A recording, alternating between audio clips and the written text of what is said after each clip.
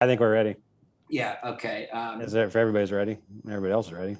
So, good evening, board I don't members. think, do we have everybody in? I'm sorry. Ian? We have all board. Yep. Yeah, we're Okay. good. Okay. All right. Thanks. Yeah. Sorry, John. So, good evening, board members, staff, and members of the community that are watching our Zoom meeting. This is the meeting of March 17th, 2021, Fair Oaks Park District. And we've been in Zoom meetings now for Delinda. Is this our 13th or 14th? I think it's our 14th. 14th. Hopefully we will have in-person meetings sometime soon. Anyway, shall we start with Pledge of Allegiance?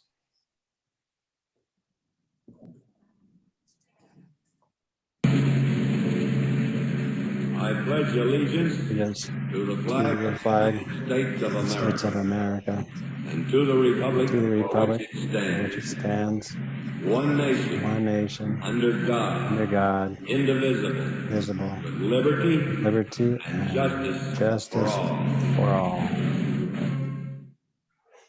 Thanks, Jennifer. Call to order. I think we've already done that, haven't we? We did do that. Yeah, okay. All right. So roll call. Director Carhart, I'm here. Director Irwin, Here. Director O'Farrell, Here, body, soul, and mind. Director Mounts, Present. Director Tamani. Here. All present. Are there any presentations, proclamations, and recognition? Mike?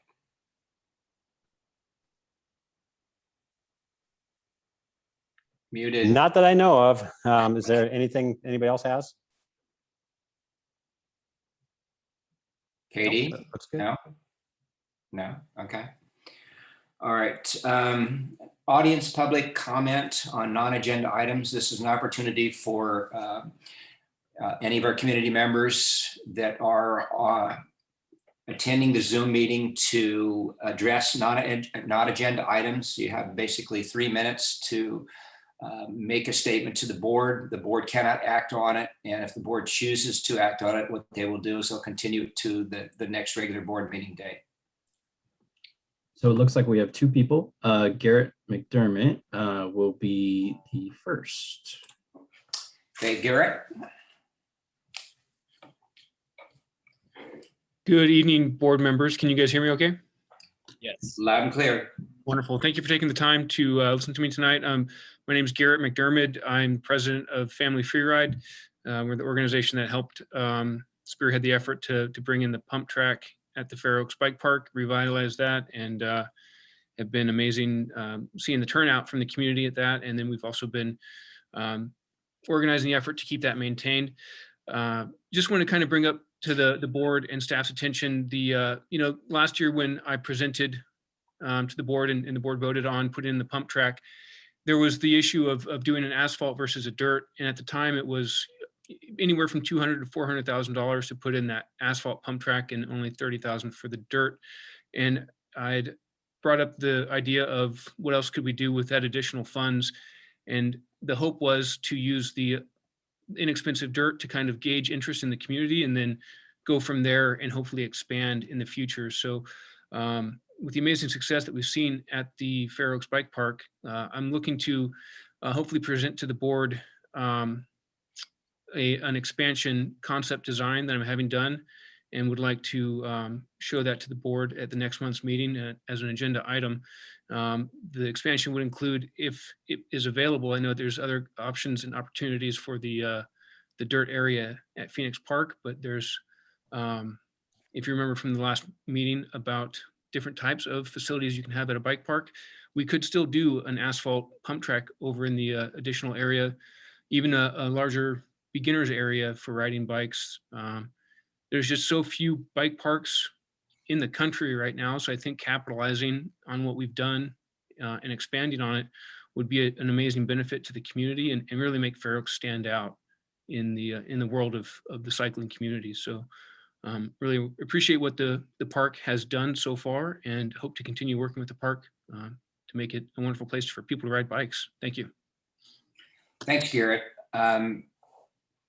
So do you plan on sitting down and meeting with staff, with Mike and Sean, and going over, what the plan might be before the next board meeting? That would be ideal. If we can set aside some time to do that, I would be happy to. I've been talking to Mike and staff about some other issues with the bike park, the logo, and some of the extension opportunities and availability. Yeah. Okay. All right, Mike, can you carve out some time, you and Sean, to meet with Garrett? Yeah, and so just to make sure we have it right, we want it on the agenda next month for agendized presentation about the possibility of a bike park expansion. Is that correct? Right. And Garrett, is that correct? Yes, please. And Okay, I'd be happy to all meet right. with you and staff to kind of iron out the details on that, Mike. Thank you. Perfect. Look forward to it. Thank you. Okay. All right, Ian, number 2.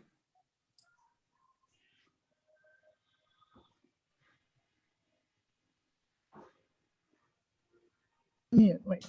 All right, can you hear us? Hi, Yeah. Can Terry. anybody hear us?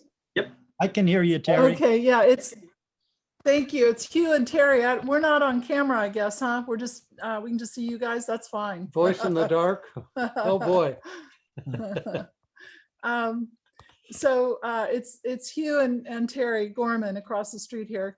I think primarily we've been working with Mike, and Mike has kept us updated on the timeline and the demolition.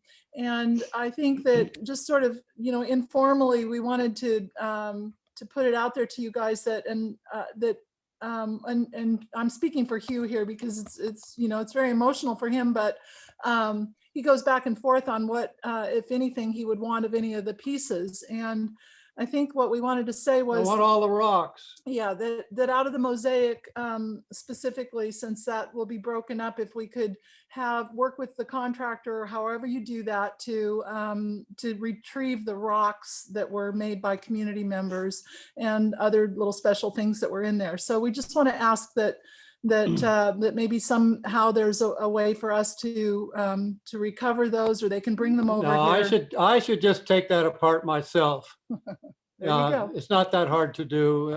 I don't think anybody else should even mess with it. I'll get the rocks out, and then they can deal with what's left.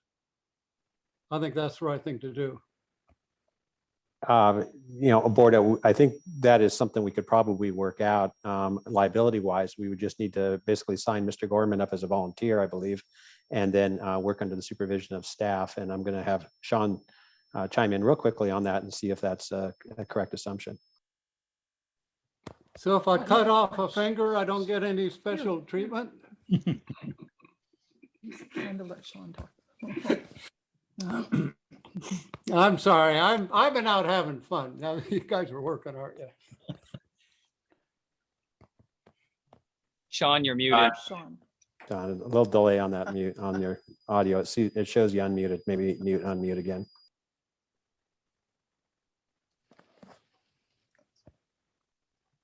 No, it's not.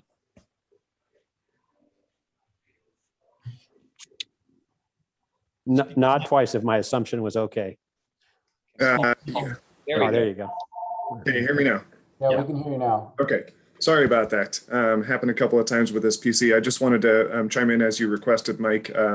With the volunteer waiver, it should cover us a little bit. We could likely fence off the area and give Hugh some time to work over a period of time. I imagine it's not a single day project for one person, but if it's the way we would like to proceed with that, then we can make some adjustments to that plan and make that work. So Mike, this is not an agenda item, but you can just take direction It's from administrative, the yeah. board that if we Correct. want to pursue it in this fashion, we would work with you and with Terry to make sure that everything is in place, so that, and set up some kind of a time frame during which, the artwork could be removed. Yeah. Okay. And- Just, I'm sorry, go ahead. Eat the smithereens. So do any board members have any questions or concerns? No, I I have no think problem it's a- with that. I think it's a great idea. Oops. I think it's a great idea to let you salvage or remove as much of that as you can. And board, if I could also, I did talk to Mr. Gorman a little bit about this, about trying to saw cut out chunks of or pieces of the mural itself and maybe bring in a contractor separate prior to the demolition and put a ceiling, a cap on it, maybe like of $3,000 to see if we can get a saw cut version out of that. And then those larger pieces, then Mr. Gorman could determine what he would like to do with those. If we can get some of those out. There's actually one piece that we'd really like to try that on. It's a memorial piece of the mural. And I know Mr. Gorman would appreciate receiving that piece if we can get it out without destroying it. So if it's definitely an administrative decision, but it's politically, it's also a board decision. So I would just need concurrence if that's something you would also like me to look into. I certainly would. Yeah, I think that seems very reasonable. And Yeah. me too. Me too. Okay, thank you. Okay. That's all we had, I guess, guys. Oh, sorry. We were going to sign off and just thank Mike very much for all of his efforts, and he's been back and forth, and I mean, Ralph has as well. And that I just wanted to say that I really appreciate all Mike's efforts on this, and specifically and Ralph as well. We've talked to a lot, so thanks, you guys. Thank you, Terry. Thanks to both you guys for staying with us. Thanks, Terry. All right, thank you. We're putting on the corned beef and cabbage now, so come on over. See you later. All right, adios. Bye-bye. Okay. How about a motion to approve the agenda? So moved. Second, please. I'll second. All in favor? Aye. Okay, agenda's approved. Consent calendar. Anybody? I had just one question. I noticed a COVID test was $278. Why was that such an expensive test? Why did we have such an expensive test? Mute. Everybody's muted. Our workers' comp insurance wasn't doing COVID tests and we needed to get it done. So they had to go to an urgent care clinic to get it done. And apparently they're very pricey there. Yeah. That's going right, as I know my kids have each had multiple tests where they've had to go in. Yeah. I guess I've been lucky. $100. Right. Yeah, man. I haven't paid a penny for any test, but okay, good to know. Any other questions from any board members on the consent calendar? Motion to approve. Motion to Second. approve. Second. All in favor? Aye. Aye. All right, moving onward and upward. Okay, one of the more enjoyable items of our agenda always is the monthly Fair Oaks Youth Advisory Board report. Hi everyone, it's Rachel Lee, the chair of the Fair Oaks Youth Advisory Board. Glad to see you all again. So starting off, FOIAB is participating in the Bunny Trail at the Easter Extravaganza event ran by the parks. FOIAB will be setting up a booth there, and it'll be similar to what we did back in October at the Wickedly Cool Trail. FOIAB has also decided to continue the adult egg hunt, but it'll be ran all completely virtually. It'll be kind of like a raffle and then randomly drawn and announced online. The registrations and sales are $5 all online, and it will close on March 31st at 5 p.m. It's for ages 16 and older, but further info for the registrations will be released as the event approaches closer. And last meeting, my vice chair talked about the summer boxes, and FOIAB is still on track to making those, but it won't be released until near summer. Additionally, FOIAB is reaching out for any other service opportunities. We're hoping that maybe we could set up like a distance park cleanup sometime before May. But overall, FOIAB's excited to get out there and get working and serving the community at the Easter event. Are there any further questions? Are you back in school yet physically? They're supposed to start on Monday, but I chose to stay at home, but yeah. Okay. Very good. Thanks, Rachel. Anybody else have any questions? Great, welcome back. Thank you. Great. Thank you, guys. Bye-bye. Item number 2, discussion and possible action on recommendation to direction for providing Fair Oaks Community Pickleball Courts. Yeah, board, thank you. This was actually Can you brought hear up me? in your public comment period last meeting. And so presenting today is some representatives of some pickleball interest here in the community. And then following that, there'll be a staff presentation and then an ask for some kind of board action afterwards. So that's what we have right now. Thank you. And I will let, I believe, is it Susan? Yeah, Go hi, ahead can and- you hear me? Hi, yeah. You can hear me? Yes. Oh, good. Okay, we did a PowerPoint presentation and I was told it would be given to you and it could be shown now. Is that correct? Oh, here it is. Okay, good. So I'm just going to say next when I want the next slide. So next, this is a nice quote from Tiger Woods' former coach saying that pickleball will be bigger than golf pretty soon and it won't even be close. Okay, next. Next slide, please. Okay. Boy, they're not, okay. It's the fastest growing sport in America. And it's interesting, the number of pickleball players in the US has grown 650% since 2014. In comparison, tennis has only seen an average growth of 0.4%. Okay, next slide. I'm not going to read each slide. I'm just hitting high points on them. So where's the one for, let's see, local enthusiasm is booming. Yeah, there is a free app that somebody made up called Playtime Scheduler, and that's where anybody can sign up to schedule pickleball games at any of the local courts. It's just an indicator of growth and of the people that show up.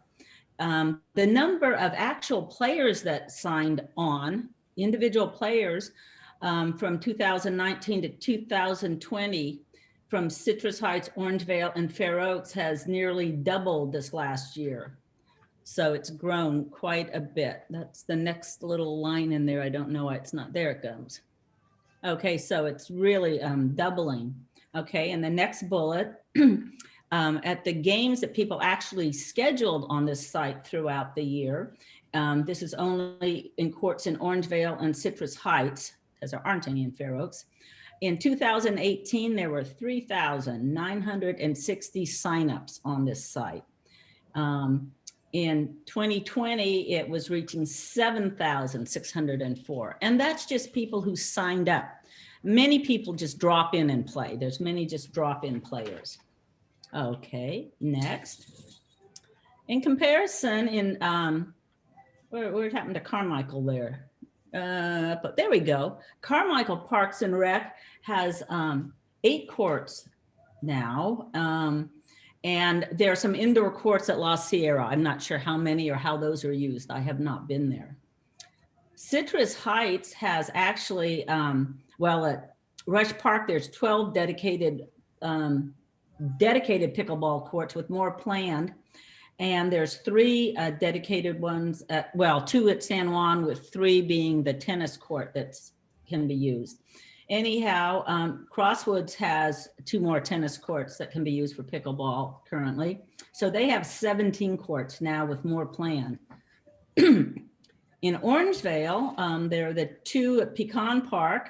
There's 2 tennis courts that are striped at Almond Park. And I believe there's 2 tennis courts at the rec center that I heard are scheduled to be redesigned for pickleball. So there's 7 courts currently. And then if, I don't know, the ones at the rec center In Orangevale, that could be either 6 or 8 more. And Folsom actually has 19 courts at this time, counting their indoor ones and other ones. So those are the surrounding areas and their courts. Okay, next. Okay, there's 0 now in Fair Oaks. There is 1 court being planned at Gum Ranch Park, I hear. And that picture is just of some of the people that come that go Saturday mornings for free clinics at Rush Park, and there's usually 30 to 40 participants in the good weather. Okay, next. Okay. Pickleball is very popular. It's low cost. It's low impact for your body. It's easy to learn. Almost anybody can play at some level right off the bat. And mainly it's just a lot of fun. There's a couple quotes put in here from people from Fair Oaks that live in Fair Oaks. That not wanting to have to drive to Rush Park all the time, but at Pecan very often for the 2 courts that are dedicated there, there's often 12 to 16 people, so there's a lot of waiting. And there's a couple other quotes about paying taxes in Fair Oaks, yet there's no pickleball courts. So we're hoping to rectify that. Okay, next. We were asked about the possibility of a pickleball club, and I think that's a real possibility, but it could happen once courts become available. We would definitely could look into more about that. Okay, next. Next slide. Okay. Kind of what we're requesting is hopefully to you can allocate funding for 6 or 8 courts, hopefully lit ones with lights. I heard that maybe the skateboard park in Fair Oaks Park by the library area could be changed to pickleball courts, and you could get a new skateboard park. I went over there last week and looked at it, and it's a nice site. There's plenty of parking and all. I talked to some of the guys using the skate park, and they said, oh, we really need a new one. Some of these ramps are starting to fall apart and they're becoming dangerous. So I think that could be a win-win situation for a lot of people.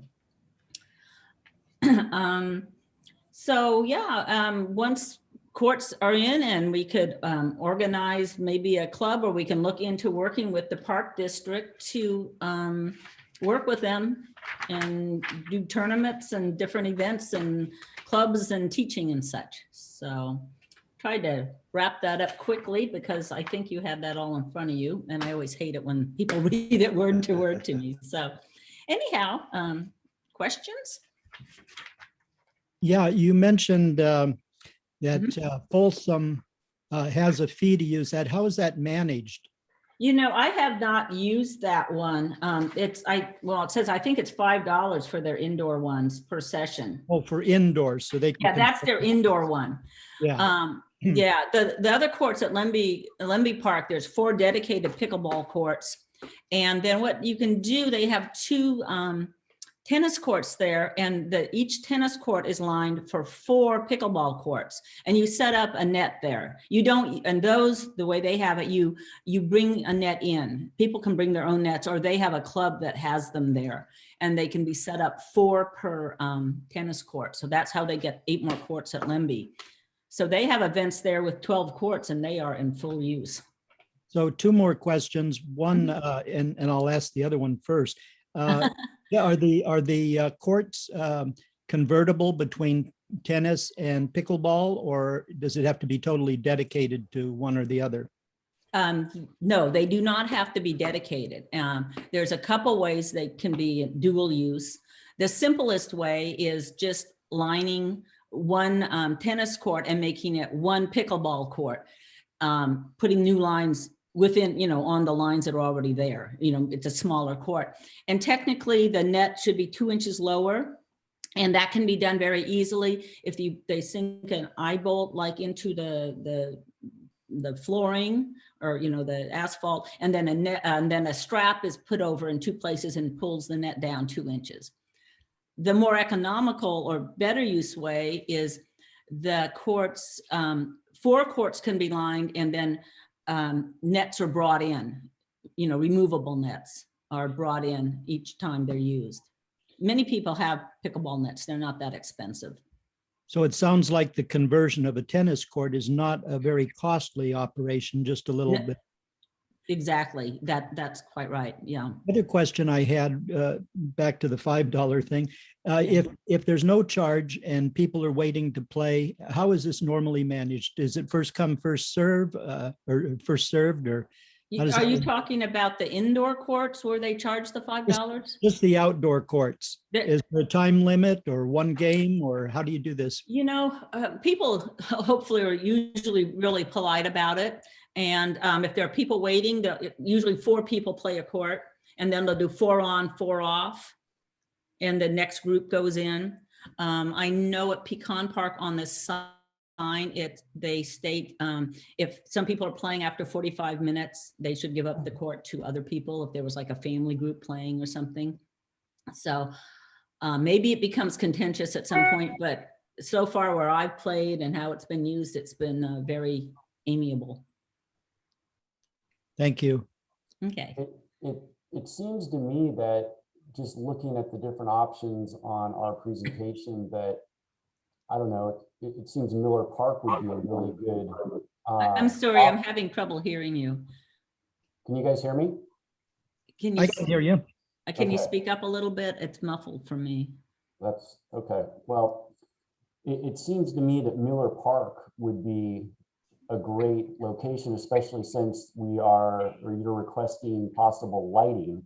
We already have lighting in place there, and we have courts. I don't know what the, what the vacancy rate is on those courts. We have 8 courts there. Is that right? Or Are you asking me?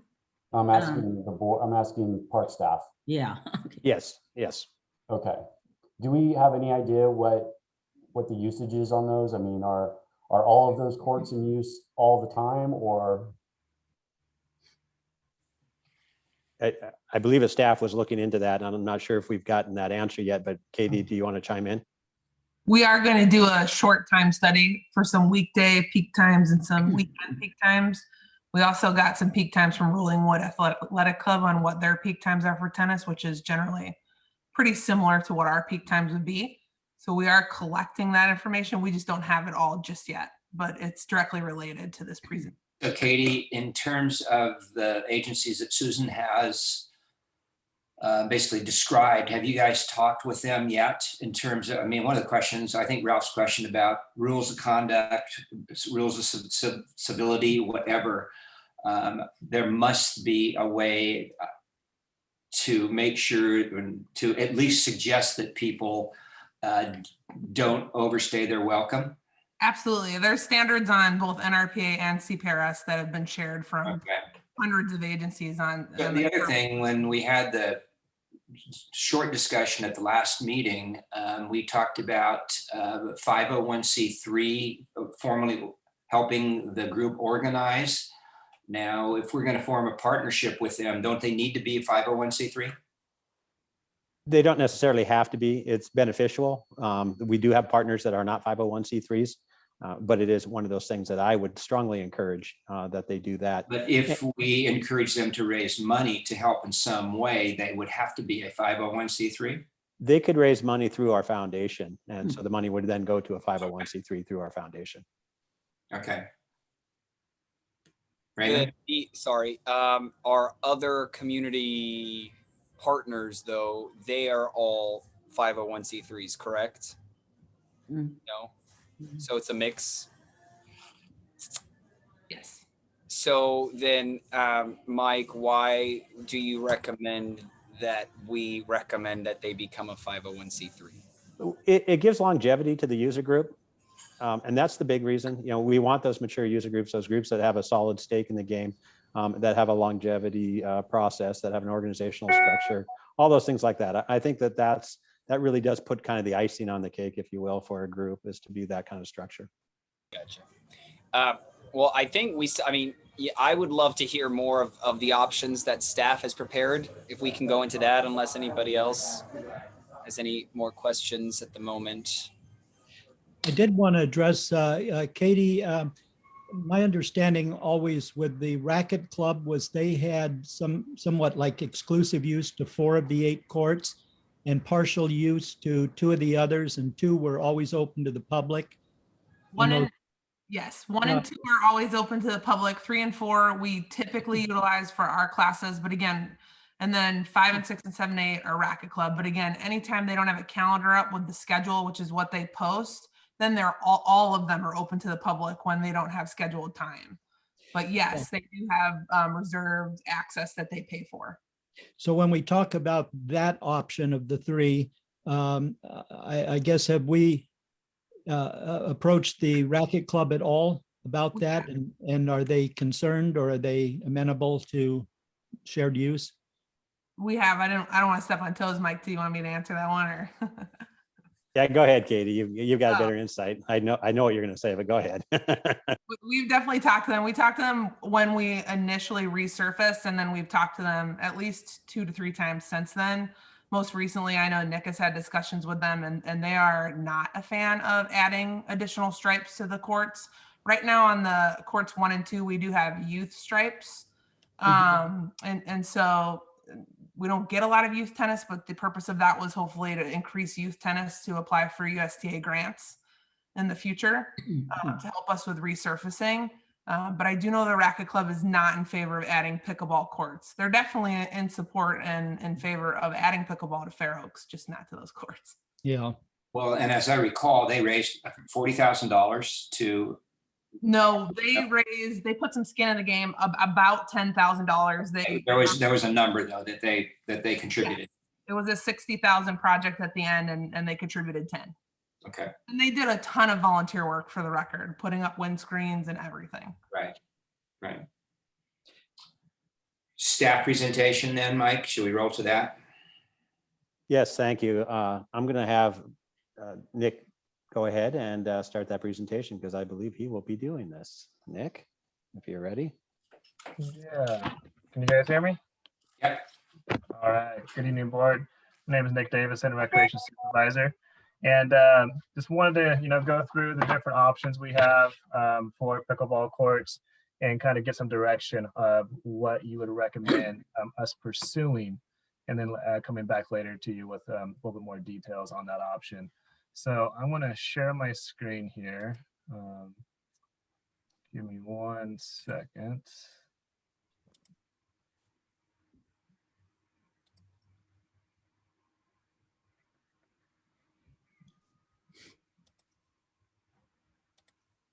All right, can you guys see my screen here? Yes. Got it. Okay. All right. Perfect. Okay, so just want to kind of start with some benefits of pickleball for the district. And Susan mentioned a lot of this too, so I'll be brief here. It provides recreation for really a wide range of our community, and it really helps reach a segment of our community that's, I would say, is a little bit underserved, which is the 55 plus demographic. So that would be a value added benefit to the district. Plus, it's great physical and mental health. Also, as she mentioned, Susan, a potential revenue generator through leagues, tournaments, classes. A lot of it, the tennis pickleball would be free drop-in, but there would be the opportunity to rent a court, similar to what we do with our tennis courts right now. People can rent our courts if they want to reserve and make sure that they have a time slot when they go out there. Otherwise, the courts would be first come, first serve. Other park districts in the area do run tournaments with great success. So that would definitely be a good revenue generator. Pickleball participants, from what I understand, do travel well. So we would see a large amount of people participating in our tournaments. So other 3 options, the first one that we are recommending would be Fair Oaks Park. That would be on the current location of the skate park. So it used to be a tennis court, as you can see from that picture there. So that's one of the biggest benefits of this location. It's already graded. The subsurface is ideal for pickleball. It has the infrastructure already in place. It does have electrical. It has lights in the four corners. I don't believe they work at this time, but hopefully, those could be repaired to become in a working condition. There is also a water fountain over there, so that's an added bonus. There is about a 4-foot fence that surrounds that area, so it's not the most ideal height. However, it is a fenced-in area, so maybe we could retrofit that to be a little bit taller. And also, there's ample parking, as Susan mentioned right there. Some of the drawbacks to that location is limited access to the restrooms, which I'll show you here on the next slide.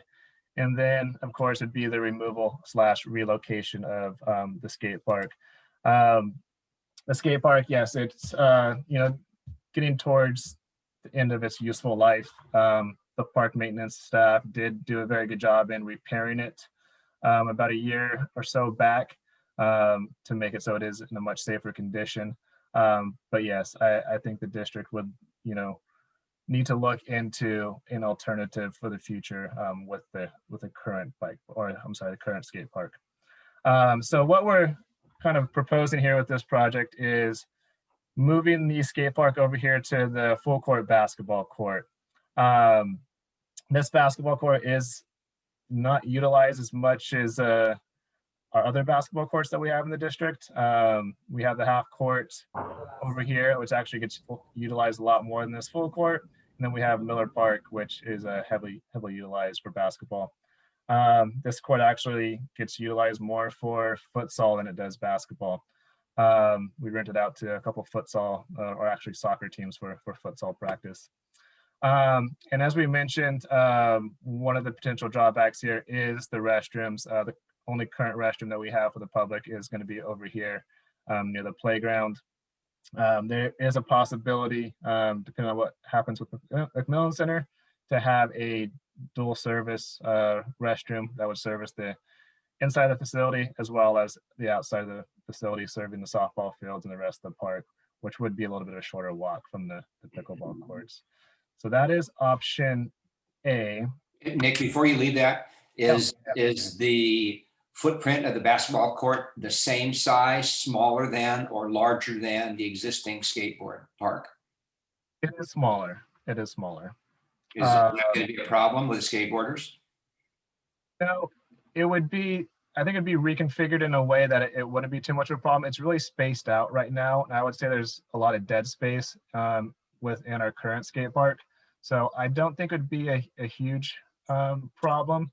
And talking to Mike, we'd try to do like a skate style or street style skate park in here with some different amenities that are a little more appealing to skateboarders. And yeah, and if I may, with a decent design, the skate park, a smaller footprint skate park would probably have even more amenities and better flow than our current skate park does.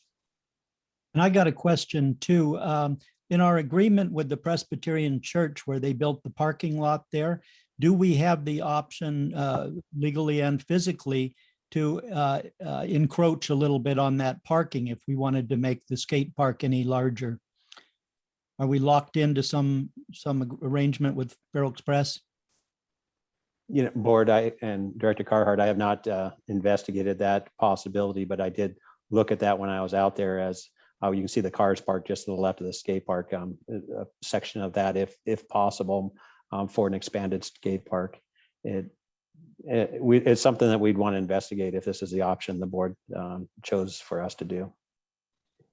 Yeah, we've talked about this, you and I, and I'm a strong proponent of spending some money to build a better skate park. Every time I've been out there, it seems to be used, and I remember when it was put in by the Faro Presbyterian Church to alleviate a problem they had on their campus, and that was many, many years ago. I think only Katie and I remember that. So I'm a strong proponent of using this site and building a new skate park. So who owns the parking lot? Is it the church, or is it us, or do we share it? What is the relationship? I believe we own the land. They constructed the parking lot under some arrangement where it's shared use, but we did see the access road that comes in we sold a piece of parkland that was 50 feet wide to them for better access into their campus. And we retained an easement over that. We did that about, I don't know, 16, 17 years ago. Okay.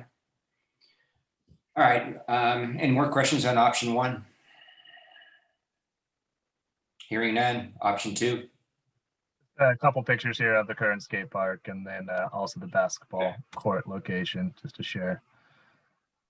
I did have a question, Nick. You Yeah. mentioned 4 to 6 courts in there.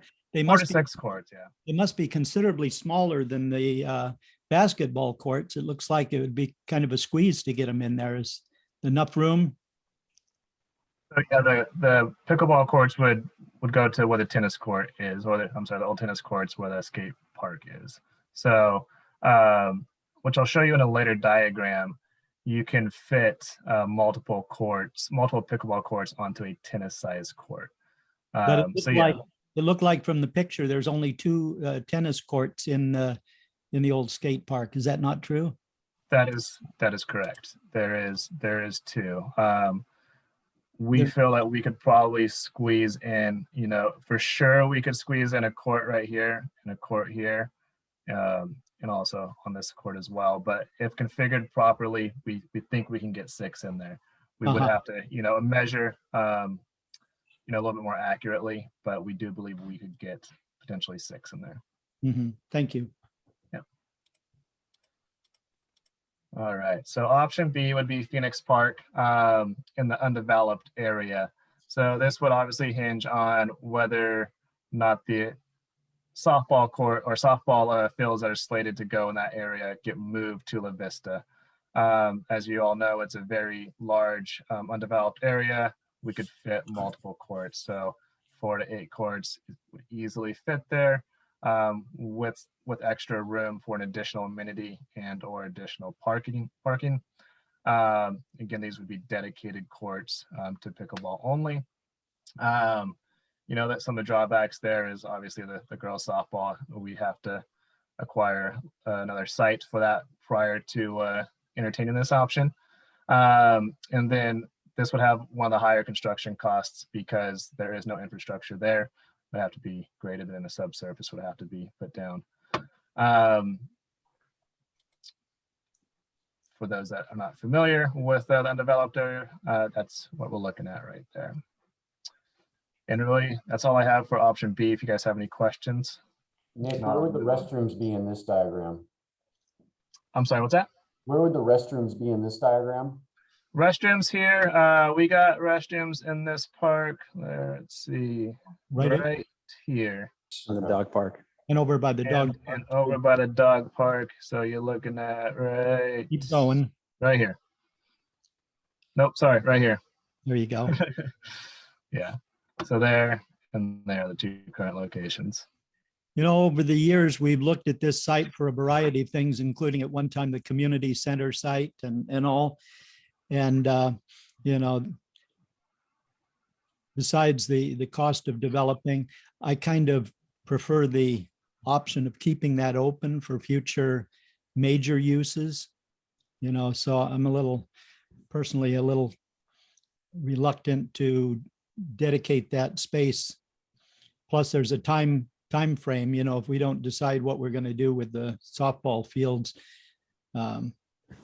who knows when that decision will be made. Well, this is going to be the most costly of the options, I presume, correct? Yes, it will be. Okay, option 3, unless there are other questions. Seems like maybe a hybrid would be a good way to approach this. If we could put pickleball into operation real quickly with the conversion of a little bit of the space at Miller Park, and then, have give us time to redesign a skate park and modify that, that would get things into operation fairly quick. I guess the one court in Gum Ranch won't be constructed till this fall. Is that right, Mike? Yeah, and one court realistically doesn't serve the pickleball community. What it does serve is does serve that neighborhood and a few folks that do want to play pickleball. So it really isn't servicing that pickleball need that folks have or desire that they have. So. Okay, option C. I'm going to skip to the next slide and kind of come back here. So option C would be adding lines to the courts at Miller Park. Couple different configuration options. Configuration 1 is add lines. This is kind of what Susan had mentioned, making the court dual use, utilizing the current tennis net. As also mentioned, the net is 2 inches higher. I guess there is a potential solution there that Susan mentioned to lower it with some tension. So that would make it dual use. And as you can kind of see here, this is kind of what the lines would look like on a court. So you'd have multiple lines for tennis and for pickleball. Configuration 2 would be adding 2 pickleball courts to a single tennis court, not utilizing the existing net, utilizing portable nets that get brought in by staff. So the idea for this would be to stripe the 2 courts on the single court there, and then staff would bring out portable nets to put up on identified days that are going to be for pickleball use only. So the courts would not be dual use on the days that the pickleball nets are out. It would be just slated for pickleball use. And Nick, I assume too that the dropping of the net, if you did just a single or using the current tennis net, staff would have to do that dropping of the net as well, that 2 inches. That is correct. I have not seen that done before, so that would be something we have to research. Am I allowed to say something on here or no? Yeah, please go ahead. Okay, 2 things. At Crosswoods, you can see how it's very simple how the net is lowered. You could also go to Lemby Court, the Lemby Park, and look at those tennis courts that are tennis courts and use as tennis courts, but each one of those is lined for 4 pickleball courts. That's doable. So 1 tennis court can be turned into 4 pickleball courts with then the nets brought in. So just to let you know that. That is correct. Yeah, there is another, I guess, configuration, not necessarily, I would say, recommended by staff at this time. That would be to add, 2 lines or 2 sets of pickleball courts on one side of a pickleball, or 2 sets of pickleball courts on one side of a tennis court. It's a lot of lines in an area.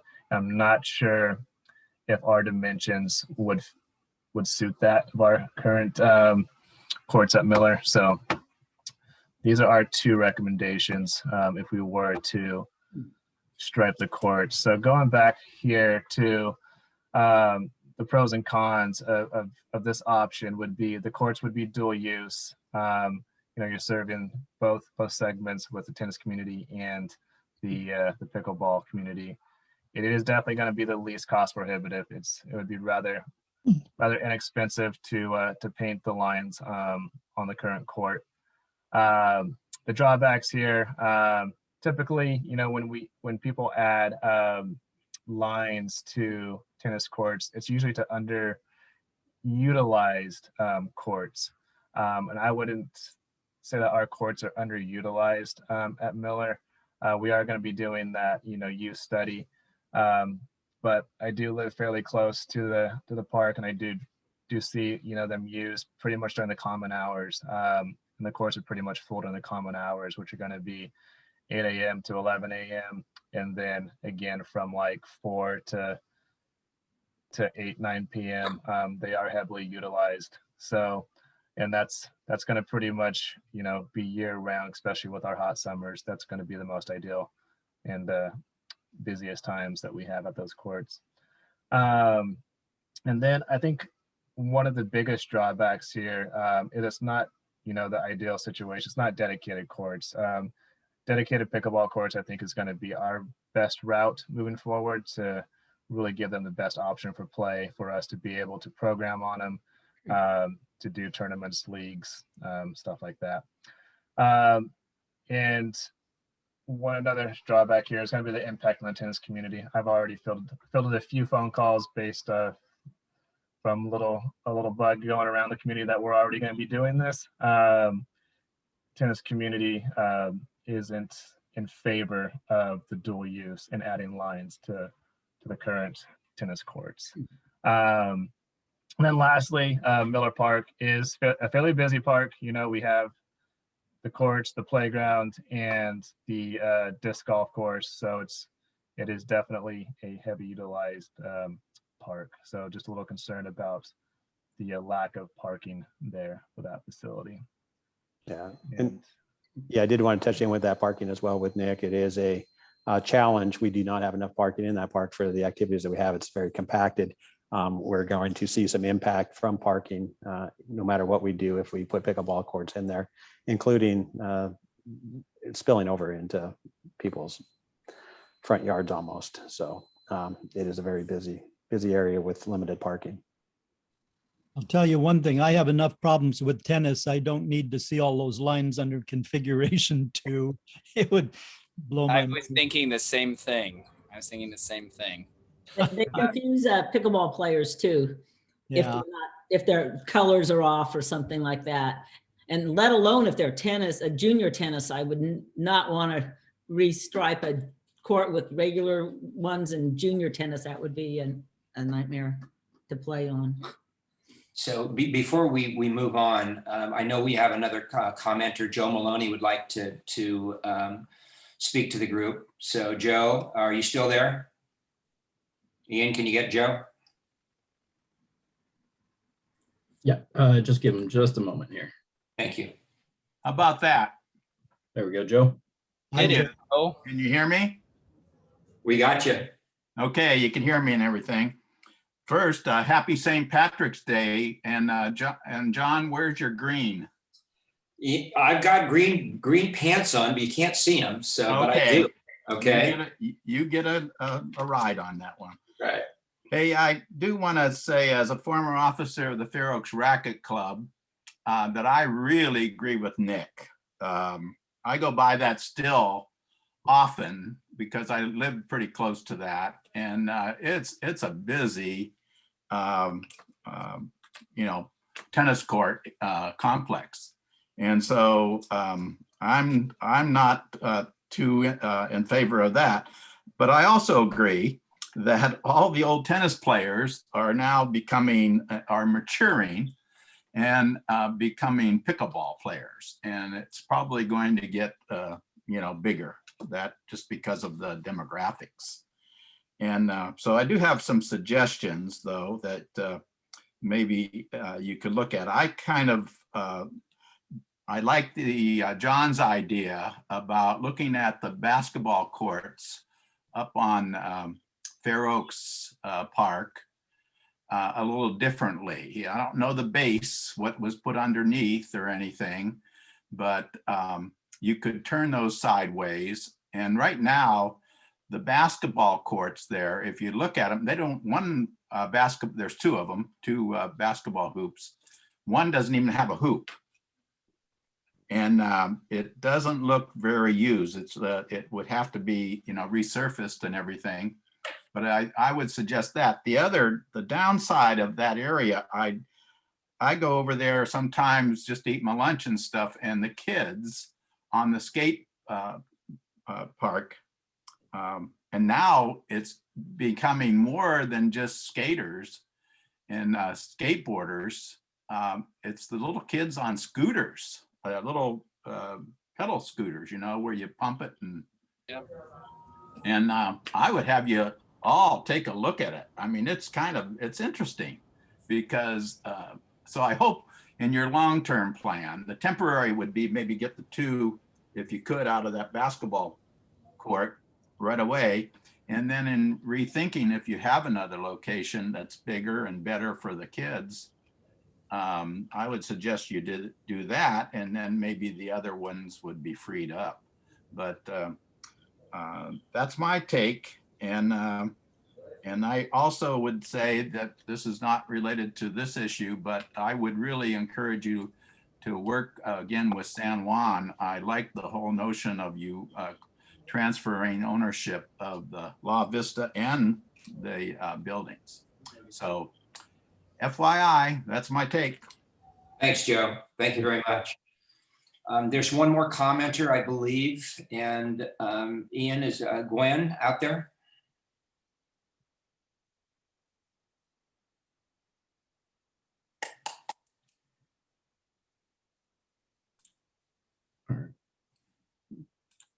Gwen, just need you to unmute and then you can make your comment.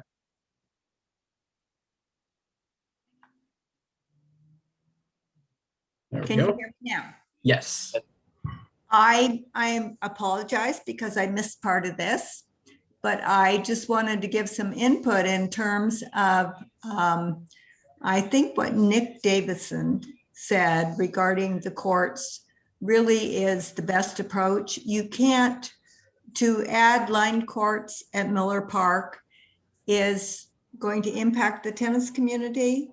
And it's also, it's not a good solution because it doesn't give enough room for people to play. It's good for beginners, but we're getting a lot of higher level players. And this sport is growing so rapidly that I'm hoping that Fair Oaks will consider one of the other options. Thank you. So Nick, I've got a question for you.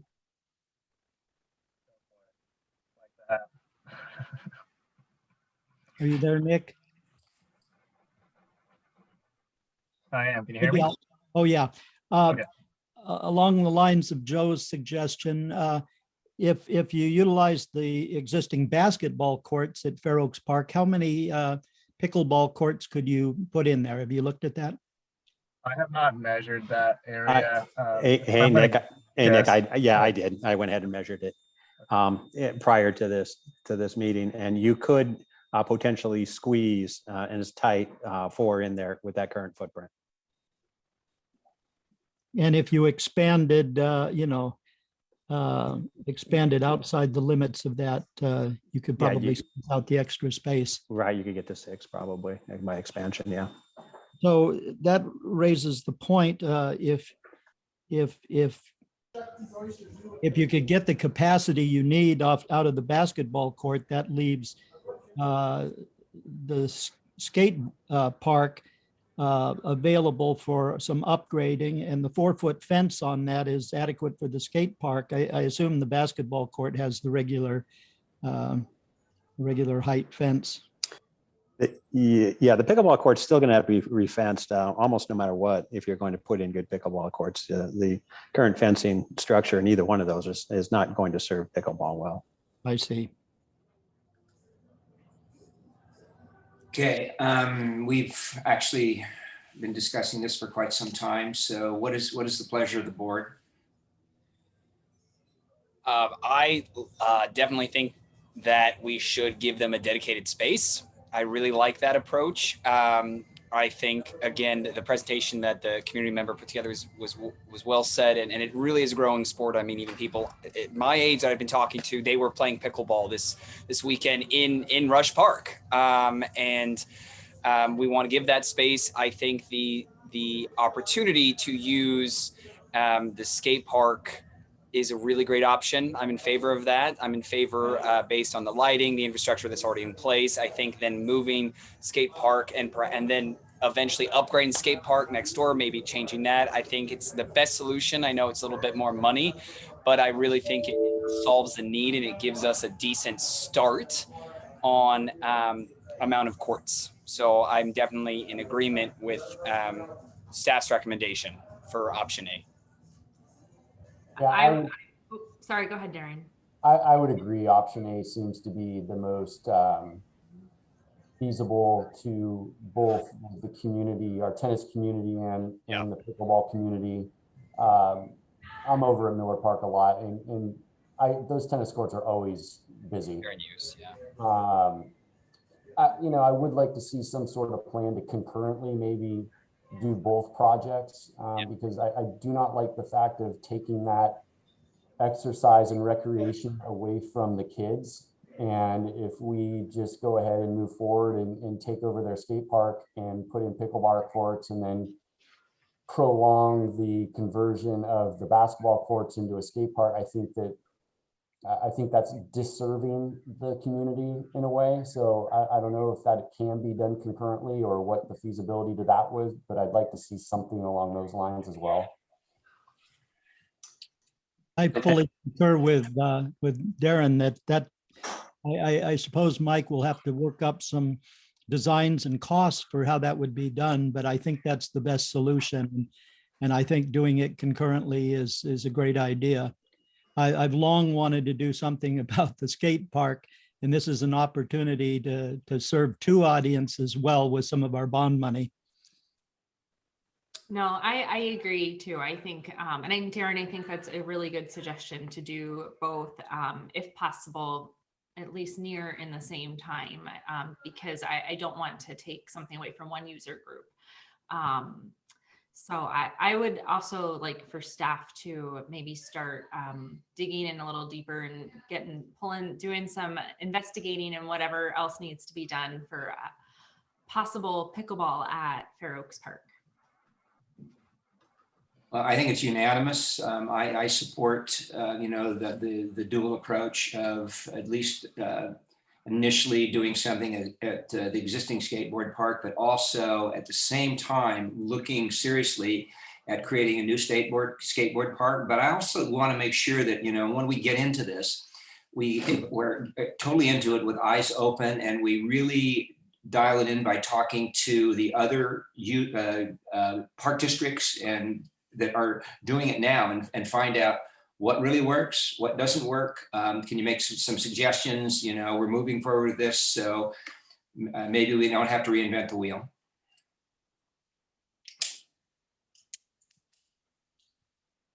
Having said that, Mike, do you want to provide feedback, or do you want just a motion?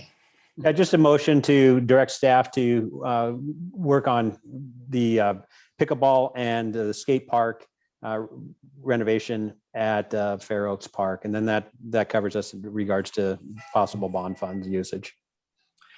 Somebody want to make the motion?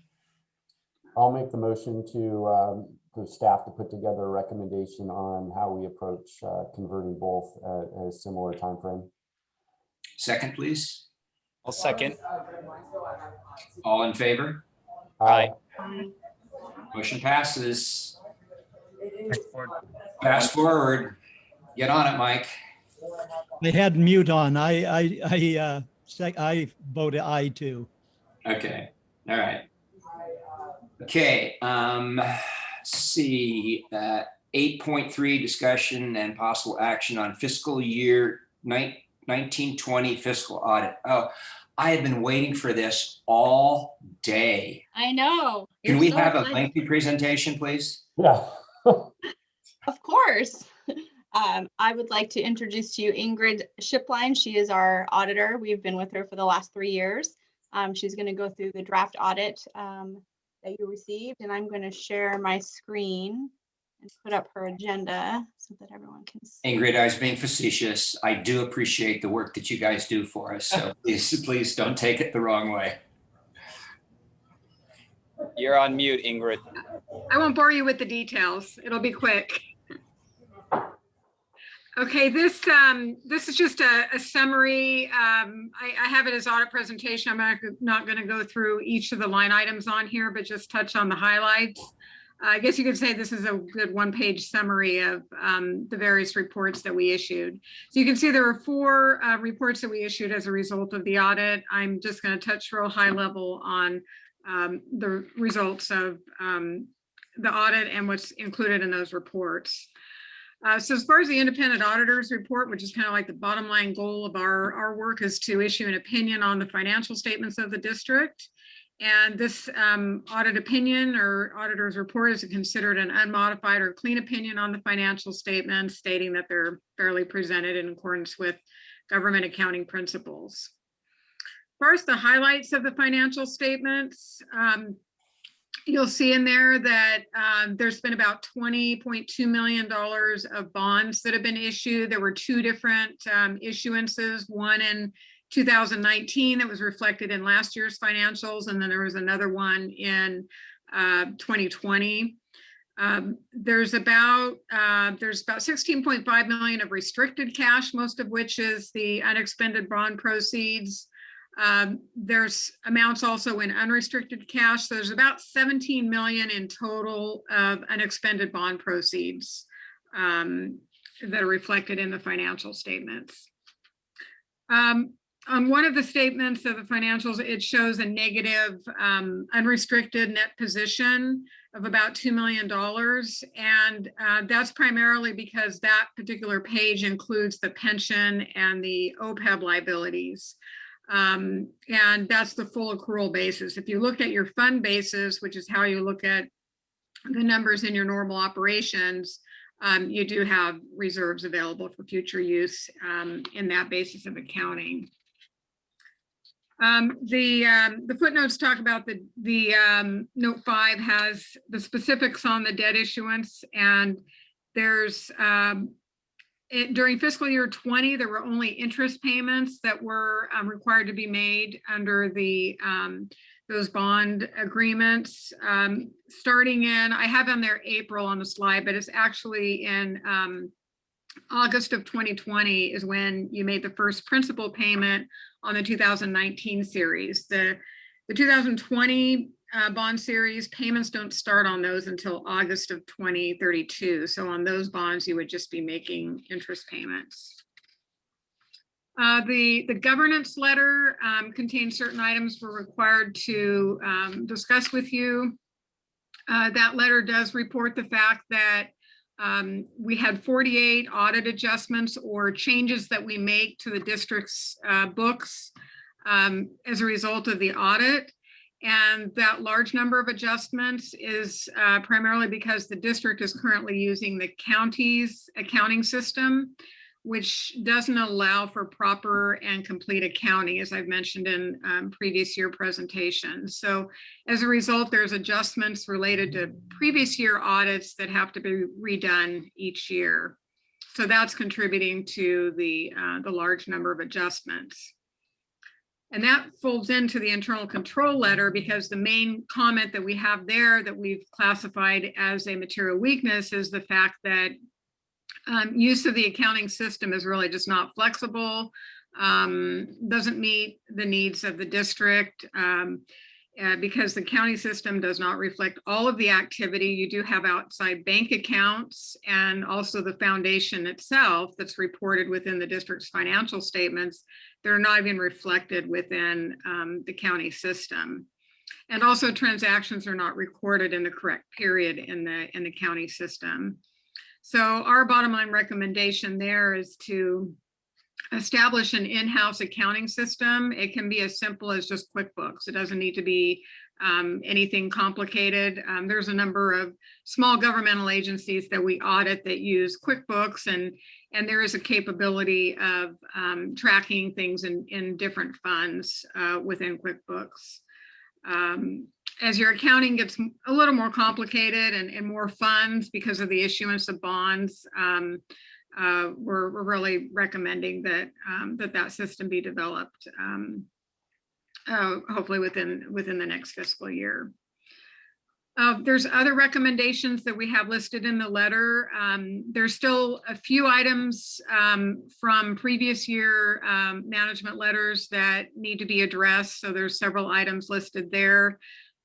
We had 3 new comments that are listed under the current year comments, a couple of them having to do with policies and procedures, and another new comment having to do with reconciling unearned revenue. We had a little bit of complexity this year because of COVID and all the classes that were canceled, and just getting a handle on some of them were refunded before year end, some were given in credits. So maybe just improving processes there. And I know you're getting a new registration system, or is actually in place as of right now, that hopefully will simplify this reconciliation process. So that's an overview of the audit, and I'd like to open it up to any questions that you may have. I have a question. Oh. How about Delinda? Let's start with Delinda. So one of my questions is involving the establishing the in-house system for accounting. How does that work when you have clients or you've seen other government agencies use QuickBooks? I understand the difficulty of using the county's accounting system, but at the same time, by establishing a second system, aren't we almost creating like a second set of books? And then how do you reconcile between would you still, like when you do your internal audit, would you still be looking at both the county system and then also at the QuickBooks to make sure that everything is okay? Or No, so what the county system becomes is basically just like a bank account. And so the only thing we would look at as far as the county system is to make sure that the cash in the district's books match or can be reconciled back to the cash that's showing up in the county. Otherwise, that's the only comparison to the county system that we would look at. So we basically treat the county as a bank, and then our focus of the audit would be entirely on the district's financial statements. So who would do payroll under that? Well, the county does the payroll, and they can continue to do the payroll. So again, the county processing the payroll would be treated like an outside payroll service where they're processing the payroll and spitting out a report, and then that information would get keyed into the accounting system at the district. Since we're just on specifically this topic, if I may ask a question, and it's more for staff, but it sounds overall pretty straightforward to perhaps move to QuickBooks or in-house or something.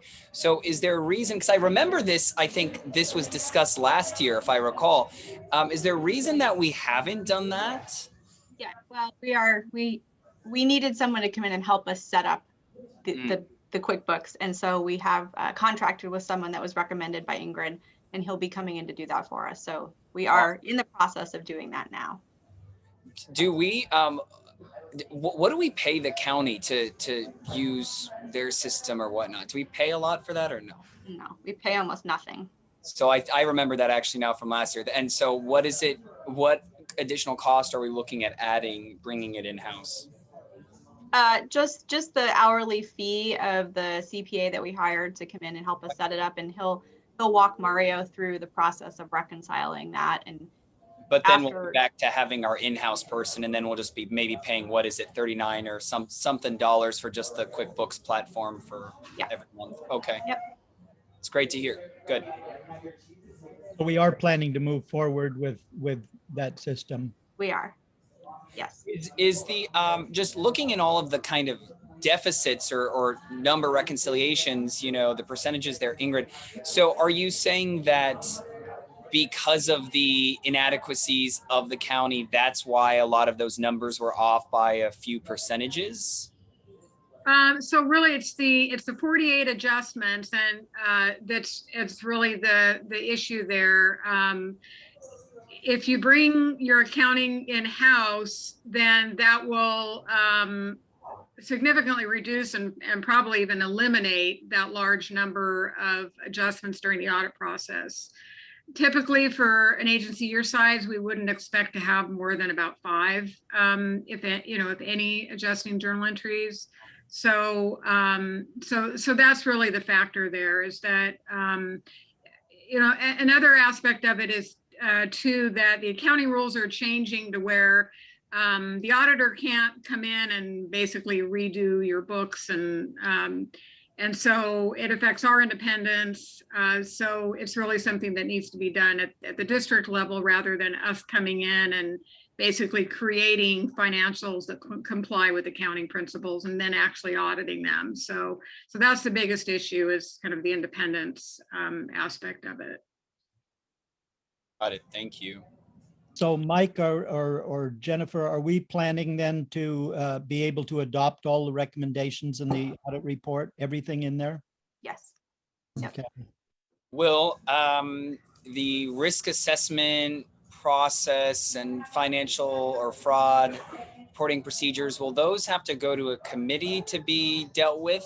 So they'll go to our committee, I think. Do I serve as that with Director O'Farrell or Carhart, one of you two? Okay, great. Yeah, I definitely think we need to get these in place. And, you know, Ingrid, I'm really grateful for your staff. I went through every page and was reading this and really, really grateful for the time that you all put in. And, you know, I'm glad that our district overall is doing a good job and is going to be able to implement these things. It's really great. I would agree. Yes, thank you. So is this just a receive and file item, Mike? Need an approval, I think. Raymond James is probably the best one to do that. Okay, let me go back to the thing here. Okay, so where are we? I guess adopt the recommendations from the fiscal year 2019-2020 financial audit. And approve it. And approve it, adopt it, approve it. Is there a second? Second. All in favor? Aye. Aye. Great. All right. Thank you, Ingrid. Thank you very much. Thank you. That really was a great high level thing too. I think we all appreciate that. Well, yeah, thank you. the summary sheet was extremely helpful. Extremely. Sure. That's great.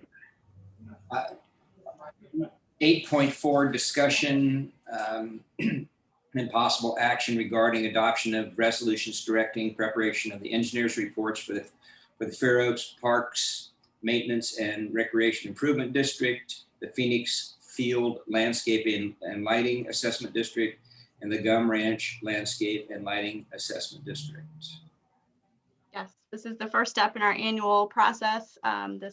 Adopting these resolutions will allow SCI to prepare the engineer's report, on which you will vote in June to put these fee assessments on the tax rolls.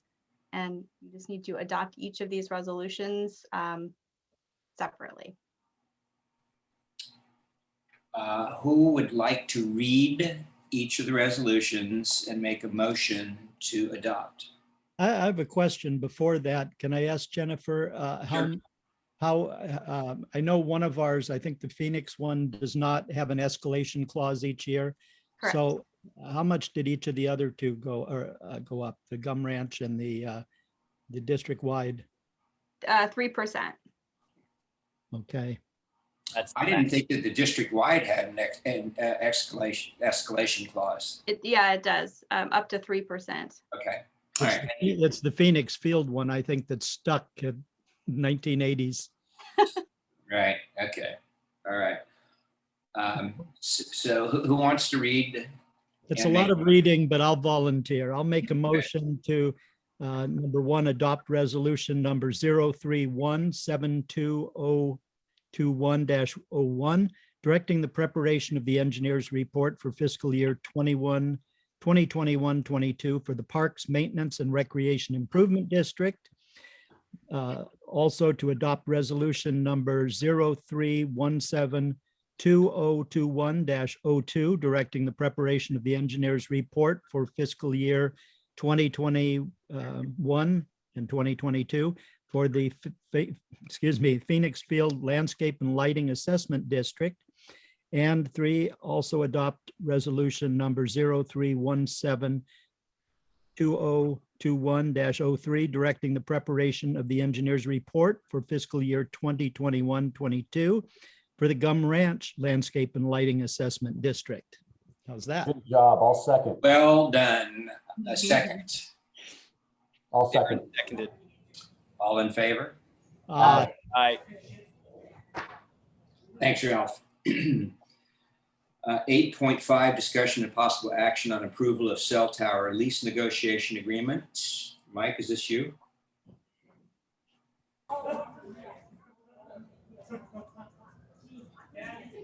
Yes, it is. Thank you. What you have here is we were contacted by representatives from Crown Tower in about renegotiating our lease with them for a site at Miller Park. We have a couple of sites at Miller Park, so this is just one of them. And Crown Castle, or excuse me, American Tower came to us to renegotiate that and to add a footprint of 10 by 15 to expand their footprint 10 by 15 feet.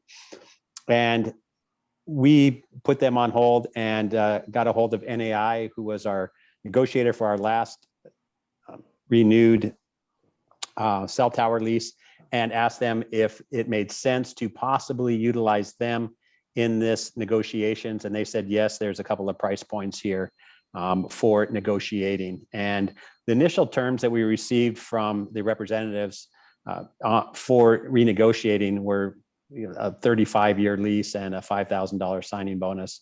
And we felt that that was challenging at best to do that. So we would like to enter in an agreement with NAI to negotiate that lease. And if they are not successful, we would not pay them anything.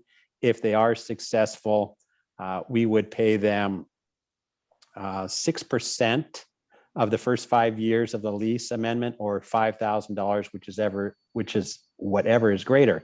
That's the same terms we had on the last one, and we came out of the agreement fine, very, very well, actually. So I anticipate that same thing happening.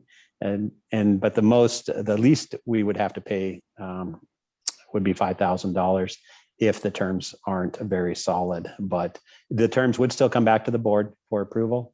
And one of the things at the committee meeting, we met on March 11th, I believe. Yes, March 11th. The committee did recommend that this come up to the board for approval, as long as we were clear on what that 10 by 15 foot expansion would be used for. And so I am asking for permission to enter into an agreement with NAI Capital to begin the negotiations. Any questions of any board members? Yeah, I do have. Go ahead. Okay. I was just gonna ask, as far as, so the amendment, because when you said an amendment, I just want clarification. It's really about renegotiating the lease and adding something to a renegotiated lease versus Correct. just amending the current lease. Yes. Okay, Yes. that was clarification I wanted. And so with that, with that expansion, is this a different different cell company than the one that we negotiated with last year? Yes, it is. It is a different company. Yeah. Okay. And do we expect with the expanded footprint that we will be able to expand our contract on that financially? NAI believes that yes, that is a possibility. That's why they're willing to go into the negotiations for us. Okay, then I am definitely in favor of it then. Yeah, we have two different companies we work with there. I think one was in there initially, and then a second one came along later, and they have multiple installations on each of their towers, but I guess both towers are separately owned. And I can't recall, are they all within one enclosure, or do we have two enclosures, Mike? There's one enclosure out there. And they would like to expand it how much? Well, they would not get outside of the footprint of the current enclosure, but they want to expand their footprint 10 by 15 feet. So it wouldn't have any apparent effect on the park then, just within. Yeah, not that I'm aware of. And that's again why that going it back to getting that exact footprint, what they'll be doing with it is critical to this negotiations as well. And under the agreements we have with them, can they extend the height of these things, or is that fixed? No, they can only do modifications like that with board approval. Okay. Do you happen to know how many different providers are in there right now on the two, or? I do not have that that information. No. Okay. All right. Thank you. Any other questions of Mike? Well, I'll venture a motion if you'd like. I would like.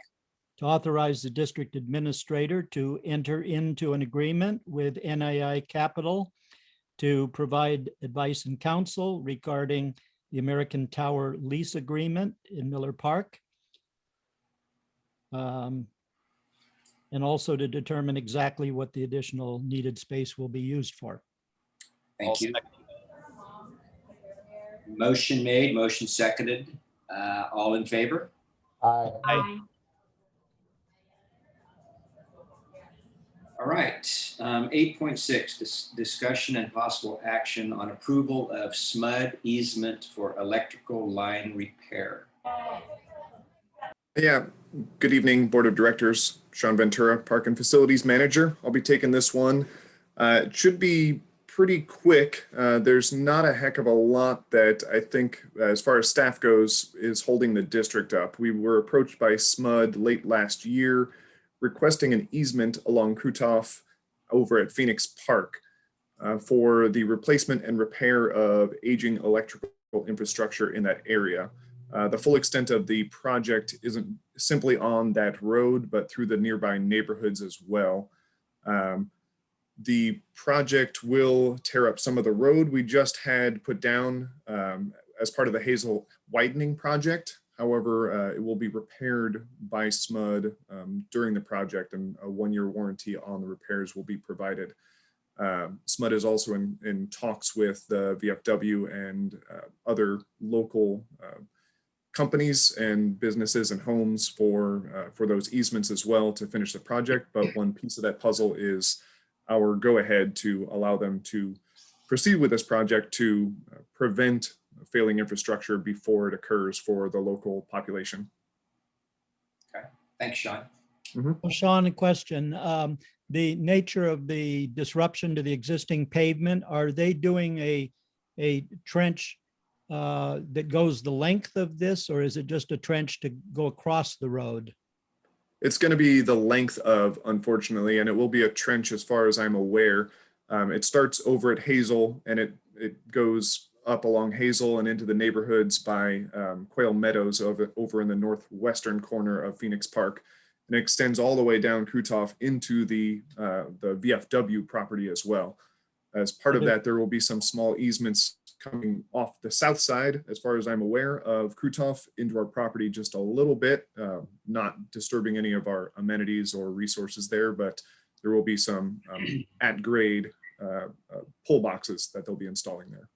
I'm really concerned about the extent of the asphalt that comes up because we spent a lot of money, what, 75, 80,000 to repave that.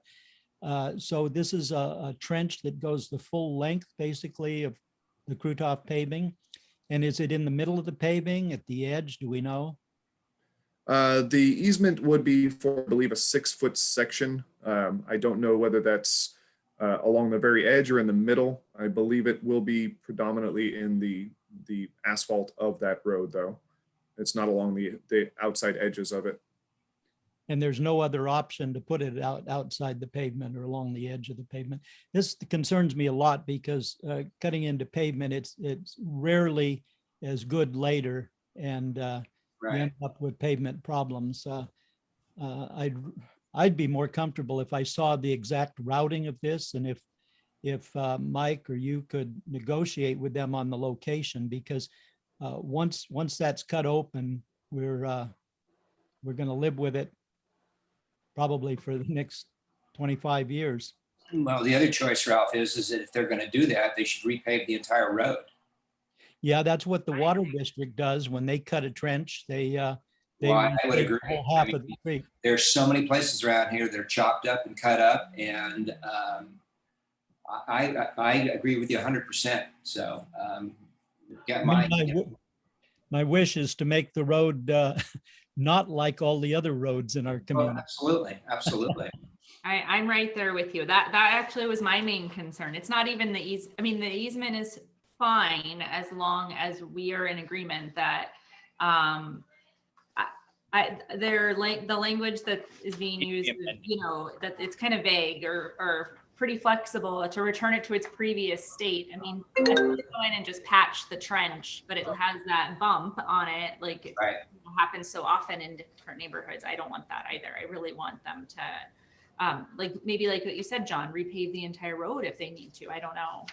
Yeah, if that's what the water district does, I mean, it's not unreasonable to expect SMUD to do that. The other thought is we should talk to them. Is there a way to run that power in from Sunset? the neighborhood over there has a street that comes back in, and then the alignment there to the east of the housing subdivision doesn't really have any problems. We could grant them something through there. You mean Main, not Sunset, the extension of Sunset.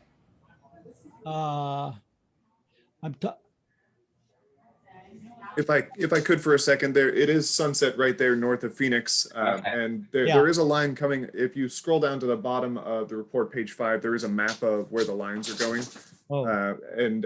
there is a section coming in off Sunset along Quail Meadow and passing through every single road of the neighborhood there on the northwestern it's a corner loop. of Phoenix. It's a loop then, so it's not one or the other. It appears that they would need both to perform the full scope of this project.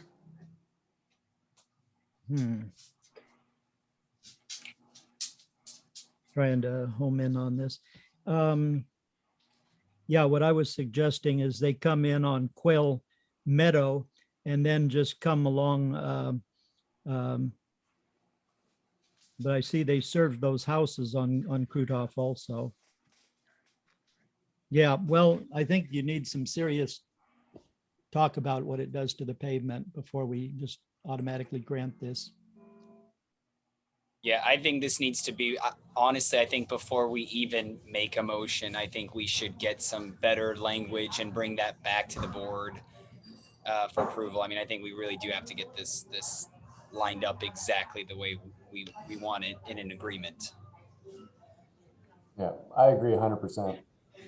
I do like the idea of telling them if they cut the trench, they need to put not only backfill the trench with asphalt, but put an overlay, inch of overlay over the whole thing. Yeah, and an overlay that matches what is on there now, because we've all seen some overlays that are very pathetic. Yeah, not a chip seal or anything like that. Exactly. Not a full inch or so, or 3/4 inch or inch of asphalt. Okay, Mike, you and Sean know what you need to do. I believe so. Sean, you all right? You got it?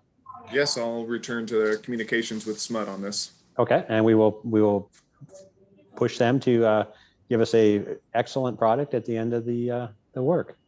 Great. There you go. And then it probably is coming back to you then for approval, because obviously you haven't approved it yet. So. Yep. Now, if this wasn't just recently repaved at great cost, it wouldn't be. But, you know, as soon as you pave the old Kruthoff Road, it would be an improvement.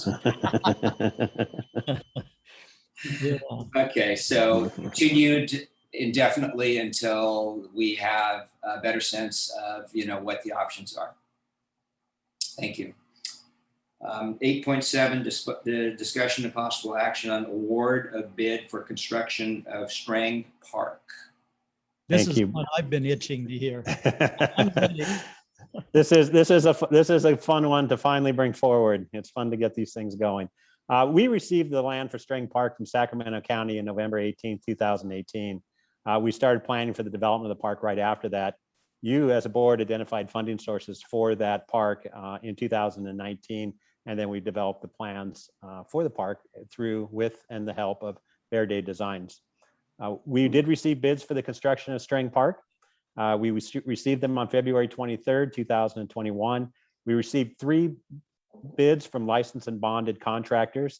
The 3 bids were also included $85,000 allowance for unforeseeable expenditures. So each bidder had to have that $85,000 in their bid. The first bid was for $844,112. Second bid was for $770,000, and the low bid was for $678,100. All of these contractors were vetted. They're all licensed and bonded, and they're all capable of doing the job. We are recommending at this point in time to go with the low bidder, Olympic Land Construction, for $678,100. And the timeline for this is once the board approves if the board does approve the contract, then we will give the Olympic Landscaping the notice to proceed. They will finish under contract. They will finish the the construction by July 9th of 2021. They'll do the punch list and we should have project acceptance by July 30th, 2021 and close out and completion by September 10th, 2021. So that's the timeline. The project funding, if you do accept the low bid of $678,100, we are funding $200,000 of this from Measure J, $177,952 from Proposition 68 funds, and the balance from the park impact fees. And the last part of the recommendation is that you authorize the district administrator to execute change orders up to the $85,000 allowance, which is included in the total bid. So Mike, just for clarification, the 85,000 is included in the 678. Correct. Okay. Thank you. And question for you, what was the architect's estimate? I should make this a little more clear too. This does not include the playground and the playground equipment. So their bid with the playground and playground equipment was, when you'll see the playground and playground equipment come in here next. But those totaled just under $7,700 of the project estimation that Verde gave us. So the project's coming in on estimations right now. So we're right there. We're $7,000 under. So Mike, when Verde did the estimate for us, I know they had provided like a line by line. Yes. I remember that document well because we all kind of looked at it and then we're trying to figure out if landscaping really costs that much money and benches. And so I wanted to ask you, so this 678 within the bid, were they able to hit all the marks? Or, I mean, I was really, really hoping that we were going to, I mean, I know our estimate, our budget was 833 and obviously 678 is the lowest bid that we were able to get. But I was hoping that we were going to be able to kind of go through line by line and decide if there were certain things we wanted to kick out. And so based on the cost of those items. So I don't know if this is something that, well, I mean, I am on the capital committee with Darren. I know we didn't talk about it, and this isn't really a capital. I guess this is more of a measured. It's kind of a hybrid project. Capital, you know. So, I mean, what did they provide to you when they said it was going to be 678, or did they just you sent them the bid telling them what you wanted, and then they just came back with the dollar amount? Correct. Yeah, they break it down to some extent, but it's not the fine extent. Okay. But yes, and they are able to see the cost estimators budget. That is something they can do. So. Interesting. Okay. Yeah. So I reviewed these plans in great detail, and I tell you, you know, the requirements, the regulatory requirements we throw on any construction are unbelievable. And I'm just glad I'm not in practice anymore. It's just amazing. That's why the costs are so.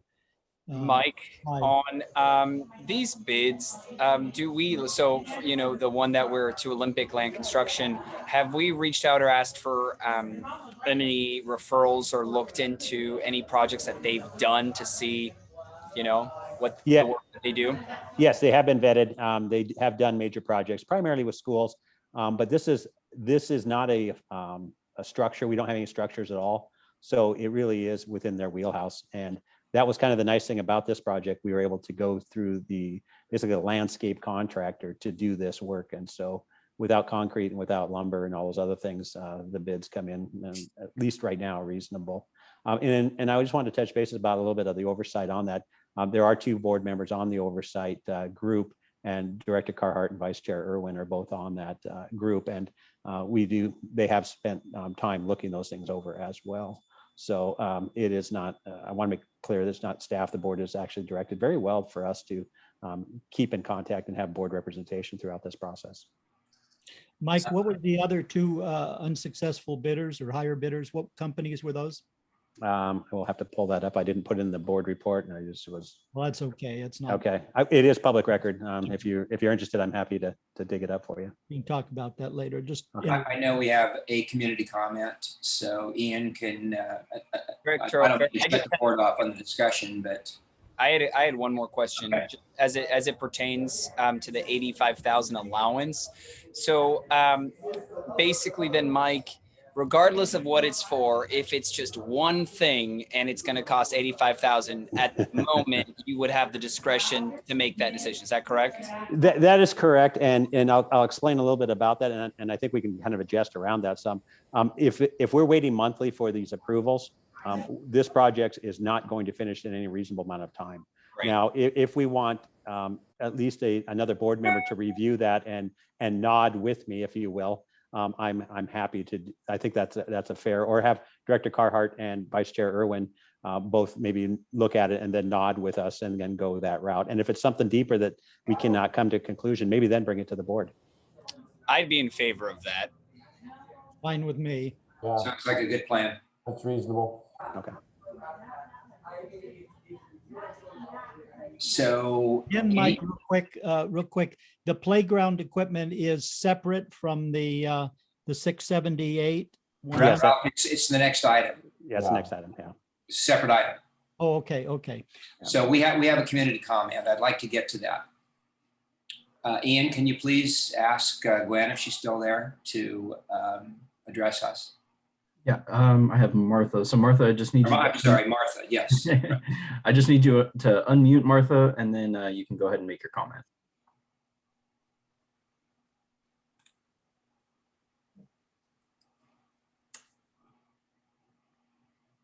Martha, there should be a dialog box that comes up asking you to unmute. There we go. Sorry, I must have pressed something by mistake. Sorry about that. Okay. I have no comment. Oh, okay. Oh, okay. Well, thank you. All right.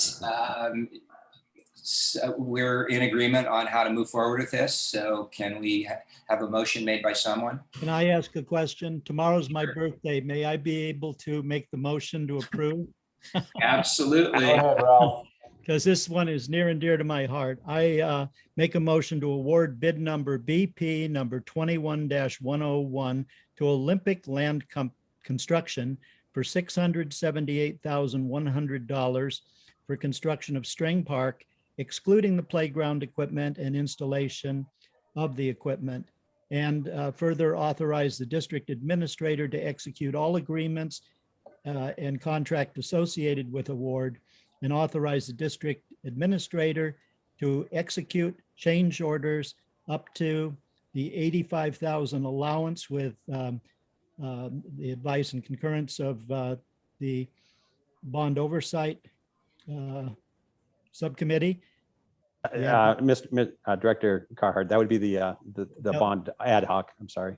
The ad hoc committee, Yes. I'm sorry. Which is included in the total bid amount. I'll second that. I'll second it. All in favor? Aye. Thank you. Way. So 8.9 now to the, I'm sorry, 8.8 now to the contract for purchasing and installing the playground equipment for Strang Park. Yes, thank you again. I won't go over the background. String Park, you just heard that. But I want to start with the price of the playground equipment, including the installation, was obtained using cooperative contracts through Omni. Omni is a cooperative purchasing agency that's provided for government agencies, and their bids nationally. And so they're all vetted, low bids. And so we're utilizing them to actually get this price for the equipment. It is a legitimate bid, and it is done, like I said, nationally. Game Time's bid provides the best pricing for the playground equipment, the site accessories, and the surfacing and related products and services. Our discount will vary between 3 and 24%, depending on what kind of materials or equipment they'll be using. And then using the bidding with Omna, we saved approximately $13,699 based on Game Time's retail pricing. So that's not a bid, but that's their retail pricing. Now, this amount includes the surfacing, Yes, it includes the surfacing, yes. who will actually put that in? Will it be our contractor or somebody? No, else? it'll be through the Game Time Very good. subcontractor. Yeah, so they'll be the main GC, basically general contractor on the playground equipment, and then utilizing some GCs on it, or some subcontractors. The So- surrounding curbing and all of that is done by by Olympia. Exactly. Yeah, the playground equipment, we received a grant through California Parks and Recreation Society, the statewide play initiative. That was awarded to the district in September 2019. So that discount was also incorporated into that grant, that $84,000 or $64,000 grant that we received for that. So anyway, the actual budget, as I mentioned earlier, for the park, that the String Park was $826,010.21 through our cost estimation, and the estimated budget currently with, or excuse me, that the budget estimated development cost of String Park is $826,010.21. The estimated budget through our estimators was $833,736. So right now we are estimated to be under budget by $7,700 and change with that. So I am asking the board to approve our contract and allow me to execute the contract with Playcore to put in the playground equipment and provide it. I'll make the motion to approve. I'll second. Questions? All in favor? Aye. Aye. Motion approves unanimously. Hey. Okay. 8.9, discussion and possible action on approval of public Wi-Fi, or in Europe, as they say, Wi-Fi, in Village Park, the Community Clubhouse, and the Veterans Memorial Amphitheater as part of the fiber optic cable upgrade. Right. Hello, board. My name is Ian Roberts. I am an admin assistant 2 here at the Park District. And I've been working on this project for a little while now. So basically, a little background is our current internet plan at the clubhouse would not be enough to provide public Wi-Fi at the park and the Memorial Amphitheater. This Wi-Fi connection is also going to it's going to supplement the internet at the amphitheater as well. So we won't have 2 internet connections. It'll just be 1 internet connection coming into the clubhouse. We're asking the board approve the gigabit tier, which is 1,000 megabytes per second, and at a cost of a little over $20,000 per year. And it's a 5-year contract with Comcast. A couple of things that would be saving on. We will be saving on the current plan at the clubhouse as well as the theater. So that savings is about $5,500. And so we would have to absorb the cost of the rest of that. And Ian, that was looking in the report, we were going to be going up already to like a $13-something thousand, right, with the whole renovation, because what we currently have would not have supported. Correct. Yeah. So the other option would be to go with a 500 megabyte per second line, and that cost would be about a little just under $14,000, but it wouldn't be fast enough to support public Wi-Fi. Yeah, well, that's only $500 more a month to provide Wi-Fi to the community, to the parks. Something I'm very in favor of. It's something that before I was elected, it was something that I was telling people I wanted to do and wanted to see Wi-Fi in the park. So it's something I'm very excited, and I think it'll be an incredible benefit to our community with an incredible new amount of amenities that we're bringing. And I think you should make the motion to approve. I would absolutely love to make the motion to approve. Before you do that, can I ask Ian a question? Will this be available to the surrounding businesses also? Is its extent enough to pick up the peripheral businesses? I mean, I imagine they will be able to pick up like partial. Yeah, they might be able to. It depends exactly how well it penetrates into the businesses themselves. I would imagine that they would be able to pick it up, but obviously that's not it doesn't seem like the goal of that is to provide the Wi-Fi in the parks. Yeah, does it extend to our, or is there separate wiring to the administration building, or is it within the realm of that? This would be separate from the district office. Yeah, Oh, we wouldn't pick it up there. Okay, thanks. Mhm. James, go ahead. Sorry. So I make motion to approve public Wi-Fi as part of the fiber optic cable upgrade. Second. Second, all in favor? Aye. Motion carries. Good job, Ian. Thank you. Appreciate it. I just want to take a second, and I do appreciate Ian and his work on this. I believe it's one of his biggest presentations and projects that he's brought forward to the board. So thank you, Ian. Good job. Good job and great presentation and well thought out. 8:10, discussion and possible action on approval of Horticultural Center MOU amendment, Chuck Ingalls Memorial Gate. Good evening again, Board of Directors. It is once again me, Sean Ventura, Parks and Facilities Manager. I'm talking to you at this point about the Chuck Ingalls Memorial and Horticulture Center Gate. This process began in 2018 in December. You may remember we brought a just kind of preliminary report about the potential for a memorial sculpture in that area. We ran into some trouble with that with communication with the legal counsel of UC Davis. Pardon me, I'm thinking about 10 different things and talking about just one, and I'm stuttering a little bit, so I apologize. It didn't work out just because of primarily the purchasing policy of UC Davis. Since then, the project has pivoted to become a memorial piece of art on a gate.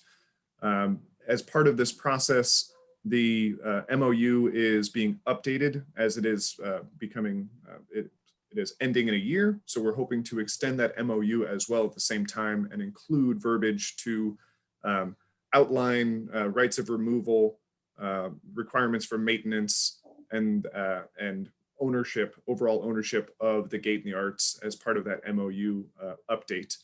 I'm going to share my screen here real quick. If you'll just give me one moment.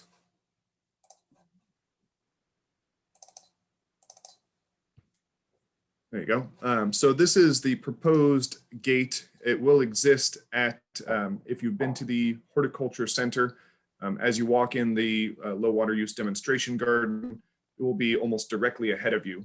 As of this point, it is a chain link double gate with a single person gate on the side of it. As you can kind of see here, it would simply be replacing that section of chain link fence. To either side of that chain link fence John, is wrought iron. it's on my screen, the image is about 2 inches long. Is that what it's supposed to be? No. No. Give me 1 second, see if I can make that bigger. Is that bigger? Nope.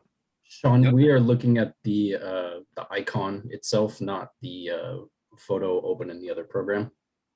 Okay. I'll share and do this a different way. I apologize. It's okay. It was a really tiny gate, you know. Yeah, well, a mouse. we have a lot of mice out there. We want to be able to get them in. Right. Congregate appropriately. All right. How about this? Is that bigger? Yeah, Yeah. that looks beautiful. Yeah. Okay. All right. So as I was saying, this will replace, as you see, the larger section on the left here is what would now be the double chain link gate there, with a single person gate to the right and just a section of fencing to the right of that on the far right of your screen here. The proposed piece of artwork is, looks to be a triptych to me of 3 panels representing an oak tree, a panel representing another piece of trees in the area. And then the one on the right would just be a small memorial to Chuck Ingalls, who, as I read it, began his career in 1989 with the UC program, and he's been working since 1996. He was working, apologies, since 1996 as the Pomology, Viticulture, and Environmental Horticulture Advisor for Sacramento County. You likely know him as a master gardener from the Fair Oaks Horticulture Center there. He was pivotal in creating this program and acquiring this space for this purpose. And the community and the master gardeners there have been trying to find a way to honor his memory. And this is the new proposal. We've passed it by council with both the UC system and a district council. The verbiage we put into the MOU has been found to be acceptable by both. And we think this would be a great way to remember a person who served the community greatly for a great number of years and had a lasting mark on that area in particular. That's about it for me. Are there any questions on this? 2 questions. I've forgotten what the rest of the fencing around the garden is. Is it chain link or is it also tubular steel? Around the horticulture center, it is primarily tubular steel. There are some small areas that have chain link, but this would complete a section of wrought iron gating. Finishes it off nicely. Second thing is looking at the amendment, you're saying that this also extends the existing agreement that was done back in 2016. Indeed, this would prolong our MOU with the UCCE, the cooperative extension. Otherwise, the MOU is unchanged as far as I'm aware from its previous incarnation. But would it expire? Was it set to expire sometime soon? This year. And we've had no problems with it. We don't have any issues we want to also address besides the gate. Speaking for the Parks Department personally, I really enjoy working with the Hort Center folks. They're a pleasure to work with. And I'm not just saying that because every now and then they drop off grapes for us. They're just very pleasurable to work with and very cooperative. And I have no complaints whatsoever. So the agreement is working good. It's working fine. Okay, that's my questions. So all of their people are putting this all in, right, Sean? And they're handling all of that, correct? Yeah, it won't be any cost to the district. We won't be, I mean, I will be overseeing the project generally speaking, but they're going to be contracting it out both for the manufacture of the gate and the installation. And I assume we'll have all proper additional insureds, waiver subrogations, all of that stuff on our end to protect us for them doing this work. Okay, very good. And I am all for it. So I'll make a motion to approve the Horticultural Center MOU amendment featuring the Chuck Ingalls Memorial Gate. Second.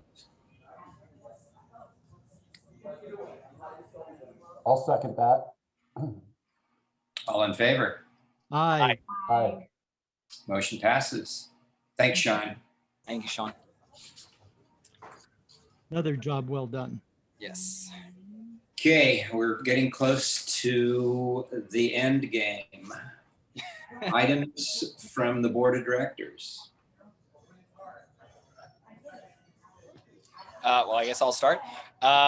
Just quickly, Mike, you know, I sent you for everybody, I saw a thing for perhaps what was it, a grant or some money from the government for nonprofits who perhaps have theaters or venues or whatnot. And so I sent that to Mike, and I'm hoping we can apply. And, you know, in reading over the whole financial audit, you know, they talked about our foundation, and it seems like through our foundation, we could really even apply. We wouldn't even need to have help or have the theater do it. We could potentially do it all ourselves.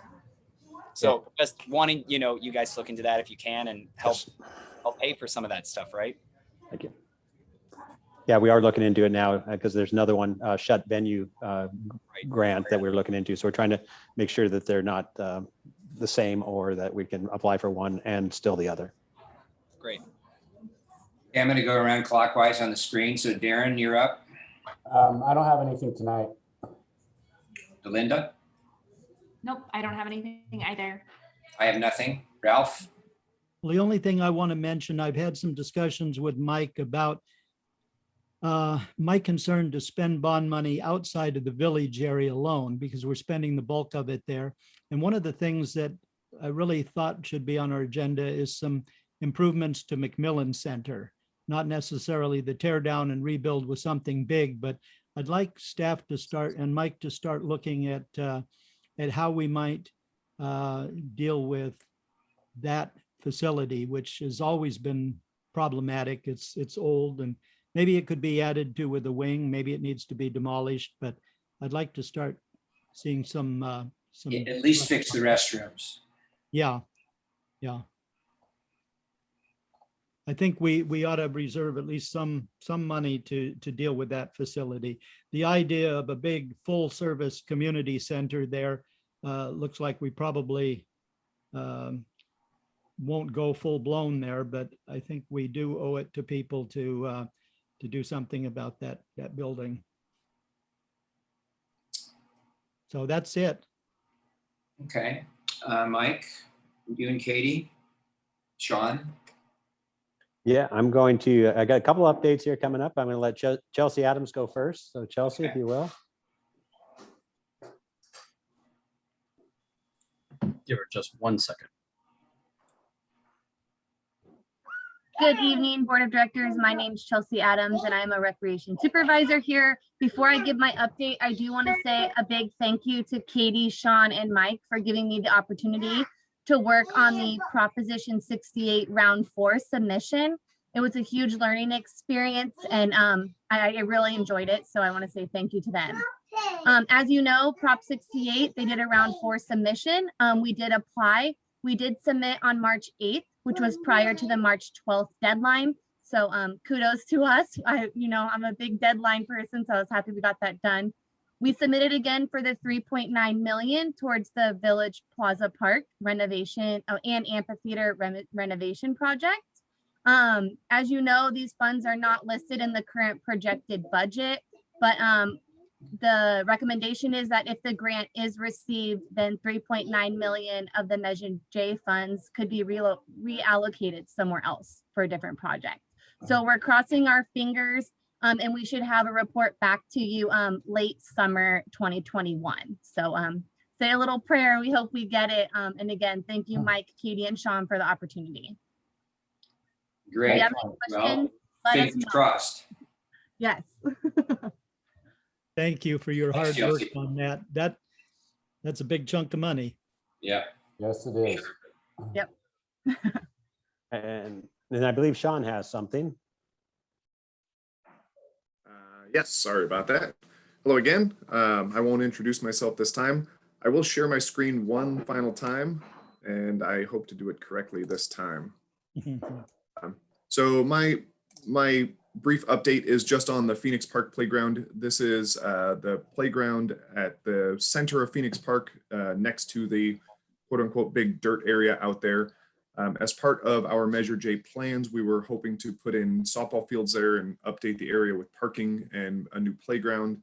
Those plans are taking new shapes these days. Up until we had reached a final decision on that and moved forward with that project, the playground was fenced off. It was not part of our playground resurfacing project, as we believed it was going to be torn out. We've been getting some comments from the public asking when it will be reopened. You can see here in this picture, vandals had stolen parts of one of the slides. The safety surfacing was in some places 1 inch to 2 inches deep, just torn up and destroyed. Some wear and tear, and just a combination of pressure and time, as Andy Dufresne would say. You can see another view here of the playground slide that was removed and the footings for that. We're moving forward with a temporary solution with that. My team is currently dismantling the safety surfacing and replacing the playground slide feature with another feature that will be a significant cost savings from putting another slide in there. As you can see in this final picture, we have torn that out. And we are removing some of the aggregate base there to get us a sufficient depth so that we can replace it with that temporary solution, which is engineered wood fiber. It is rated just as well as the poured in place playground surfacing, but it does require a little bit more year-to-year maintenance, as we will have to refresh the bark and rake it in to make sure that it's in all the fall zones. My team and I are ready to do that. I just wanted to give you an update that soon, as soon as the replacement playground feature gets to me, hopefully that's very soon, we will be putting in the bark and getting this playground back open for public use. So someone stole the slide? Just a couple of parts of it. They left, I think, 2 out of the 4 segments of the slide. I don't know why, but if it's, I would say if it's not bolted down out in a public place, people will steal it, but the slide was bolted down. It was So quite bolted, I'd hope. Wow. Well, there we go. Well, great job, Sean. Glad Yeah, great job. yeah, it's a labor of love. We're hoping to get the kids out there playing on that in early spring. Good. That's great. I like that. The last time I was out there, a mother asked specifically about that. So good work, Sean. You're on top of it. Thank you. And then- That's it for me. And then Katie, just checking one last time. Did you have anything? I didn't have anything on my list. Few items. Yep. Okay. All right.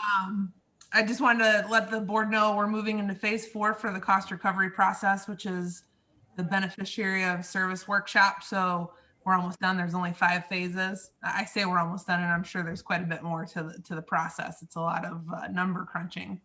We will be bringing back adult softball the first week in April based on the tier that we're currently in. We'll only be starting with 2 nights a week and working with the umpires to get that up and running. So Nick is looking forward to that. I just want to give an update that our Leprechaun trap making pop-up sold out. Our corny joke hotline is this Friday from 4 to 5 p.m. if you're not doing anything. Kids night out is almost sold out. It'll be this Friday as well with only 3 spots left. Bunny brunch is sold out March 31st, 24 total. Bunny Trail, which is on April 3rd, sold out, and we have 86 families on the wait list. Unfortunately, just due to the limitations in terms of the start and end time and the ability to rotate people every 3 minutes through the event. So that's what we have to work with from the hours of 10 to 2. That's at Phoenix on April 3rd. And then our spring break camp is pretty close to being sold out. We've got about 10 to 15 spots left. We'll be running it at 2 sites, the McMillan Center and the Arts and Crafts. So we're pretty excited about that. That starts March 29th. So that's an update from Recreation. Great job. Good work. Yeah, that's awesome. For the event with like the 84 people on the wait list, is there any way to do that event like, so if it's from, what did you say, 9 to 2 or 10, something like that? Yeah, it's 10 a.m. to 2. Could we not like repeat it from 3 to 5 or 3 to 7? I mean, it would be still sunny. I'm just thinking. I mean, we could definitely look at that. We'd have to resubmit for approval for an additional event, because once you get approved, that's what you have. And if you change it, you have to resubmit through the health department. We could look at the amount of staff time that would go into that and the ability to do that. I'm sure some of those families have moved on to other events, but we're not the only ones. Pretty much every park district in the area that's trying to do any version of an Easter is sold out, just because we're so limited on capacity. Well, it might just even, next, I don't know if we'll be able to have double the capacity, but if not, it just might be interesting to look into the possibility of having 2, what would you call that? 2 shifts or two things. We're just going longer in the day. Just from 10 to 5 or something. We can certainly look at that as we keep proposing small events and seeing how we can keep growing little by little. So, I mean, it's good news though that people want to get outside and be back in the event world. So we're great. Absolutely. I agree. Absolutely. Thank you. Mike? Thank you. I got a couple of things. First of all, at your April meeting, I'll be bringing forward a change order for Antec. You have told me that a $10,000 limit is for change orders on it. This one's going to be for $24,000. I'll be bringing it forward. I would just, for your information, it was the 10,000 is not a, it's not a board action, it's a directive to staff. And so I would like to break that directive if I could. I'd like to break it and sign that $24,000 prior to your approval. I will bring it to the April meeting, but to keep us on track for the demolition of the clubhouse, the amphitheater, and the, what am I missing? The clubhouse, amphitheater, and the salon building, and the disposal of that hazardous waste. NTEC would be the company that is familiar with our product, with the hazardous waste that's in those things. They did our survey for it. So they would be the oversight group that would come in and then deal with the disposal of that as well. So if I have a concurrence, I would like to go forward with that. And then I will bring it forward for April for signature. Is that, where do we have that? I mean, is that a verbal thing? It is. It was a directive, and yeah, directive. So it wasn't yeah. a proclamation or no. Okay, so we can just verbally yes tell you that. Yeah, but since you told me not to do it, I need to make sure that I'm okay. For this specific item, I am okay with that to keep things on track. I don't know how the rest of my fellow directors feel. Mike and I talked about it when I reviewed the agenda with him, and I said it's important that each of the board members weigh in on this. And this is a unique circumstance. And I would agree with you that this is an exception, not the rule. Yes. I concur with John. Yeah, I do have a question for you, Mike. In the demolition, I know they're going to salvage the structure that is the Rotary Arbor. They're going to salvage the beam structure. Is that part of the demolition this phase? No. Okay. I don't think it is. It might be close enough where it has to be. I don't know. That's a good question. I don't think it is though. Because we're only dealing with these three. That's going to be, that beam structure is going to be reassembled in the new location. There's going to be a new structure, yeah. Yeah. Oh, it's not going to be salvaged? I was not aware of it being salvaged. It's pretty worn. I mean, its life expectancy may not be worth redoing. So I don't know. Let me check into that. I can get back to you. Let me confirm that. Yeah, let me confirm that. Yeah, those beams are the ultimate best in Alaskan white pine, so they should be salvaged for something. Okay. All right, and then also for your information, Rand Jacobs has resigned from the Bond Oversight Committee, a past board member. He has some family health issues that he needs to deal with, and so just checking with the board. Last time we had a resignation, you did ask us to reopen it, and I'm just confirming that that's still your desires. How many do we have? We're still within we still have enough according to our bylaws. Our bylaws said no fewer than 6, and we have more than that. I don't have my numbers here in front of me, but I don't know. I guess I'd want to know how many we had. If it's let me see if I can pull that up real quick. I remember Director Farrell and we had a discussion about this in numbers wise, it'd be interesting to know. And then again, makeup, it'd be interesting to know. I mean, we could perhaps bring this to the subcommittee and make a recommendation. I think that's a good idea. Bring it to the sub and then make a recommendation. Okay. And do you reach out to people that have applied before and were not selected, or do you? I have in the past, yeah. The past opening, yeah. By the way, we got some really good press this last issue of the Messenger on status of the committee and of the projects. Great. Then we had on February 24th, FOVEC had a village merchants meeting via Zoom. We had 40+ people attending. I had the opportunity to present all of the bond projects in Village Plaza Park and the amphitheater to that group. And because of the success of that presentation, they are going to do one monthly. We will have a standing item for updates. And when we get things of substance, we will actually be a presenter for those meetings. So monthly, we will be coming in with updates for folks that want to participate in that kind of update. Related to that, as a park district, we have our own community update coming up on March 10th, or we had one on March 10th, excuse me. And it went really well, so well that we want to continue to do it monthly, and we will continue to do it monthly. So just so you know that we're kind of creating this media source for the Park District that people can participate in. It really is about participation. So we're trying to get a lot of folks to come in and Q&A during it, question and answers. So they have that opportunity to hear from staff in regards to these presentations. I know Vice Chair Irwin and I believe Director Tamani were both involved in the March 10th one, and they both commented during it. So it was very useful, I believe, for the public and for the staff and the board to get the word out. And it really was, for all the directors who weren't there, didn't watch it, was very good and really well put together by staff. I was very impressed, and I think it's just a great show to the community of what we're doing and how it is really community driven for the community and very transparent.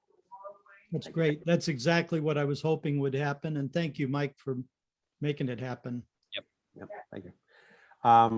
And then good news, some really good news. La Vista is moving again.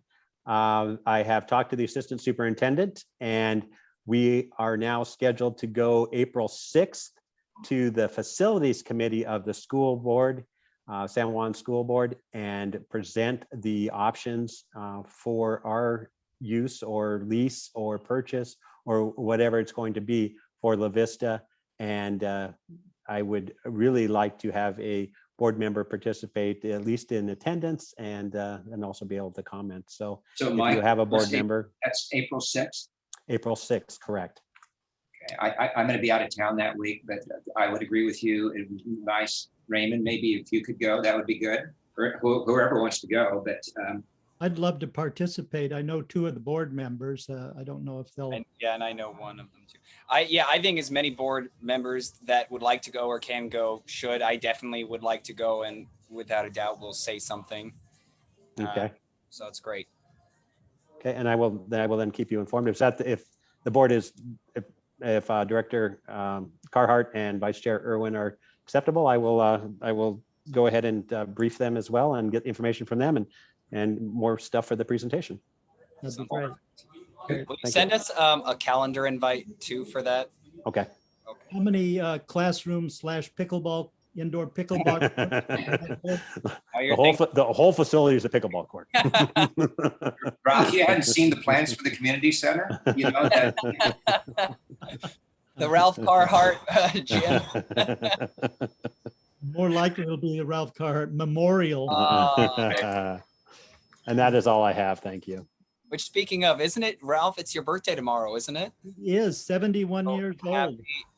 Almost birthday. Happy birthday. Happy birthday. Thank you, guys. And gal. Right. And gal. Anything else? Motion to adjourn? So moved. I'll second. All in favor? Aye. All right. Happy Everybody have a St. great Patrick's night Cheers. and a great weekend. Good night, Dave. St. Patty's Day. Thank you. Good night. See you, everybody. Great meeting. Good night.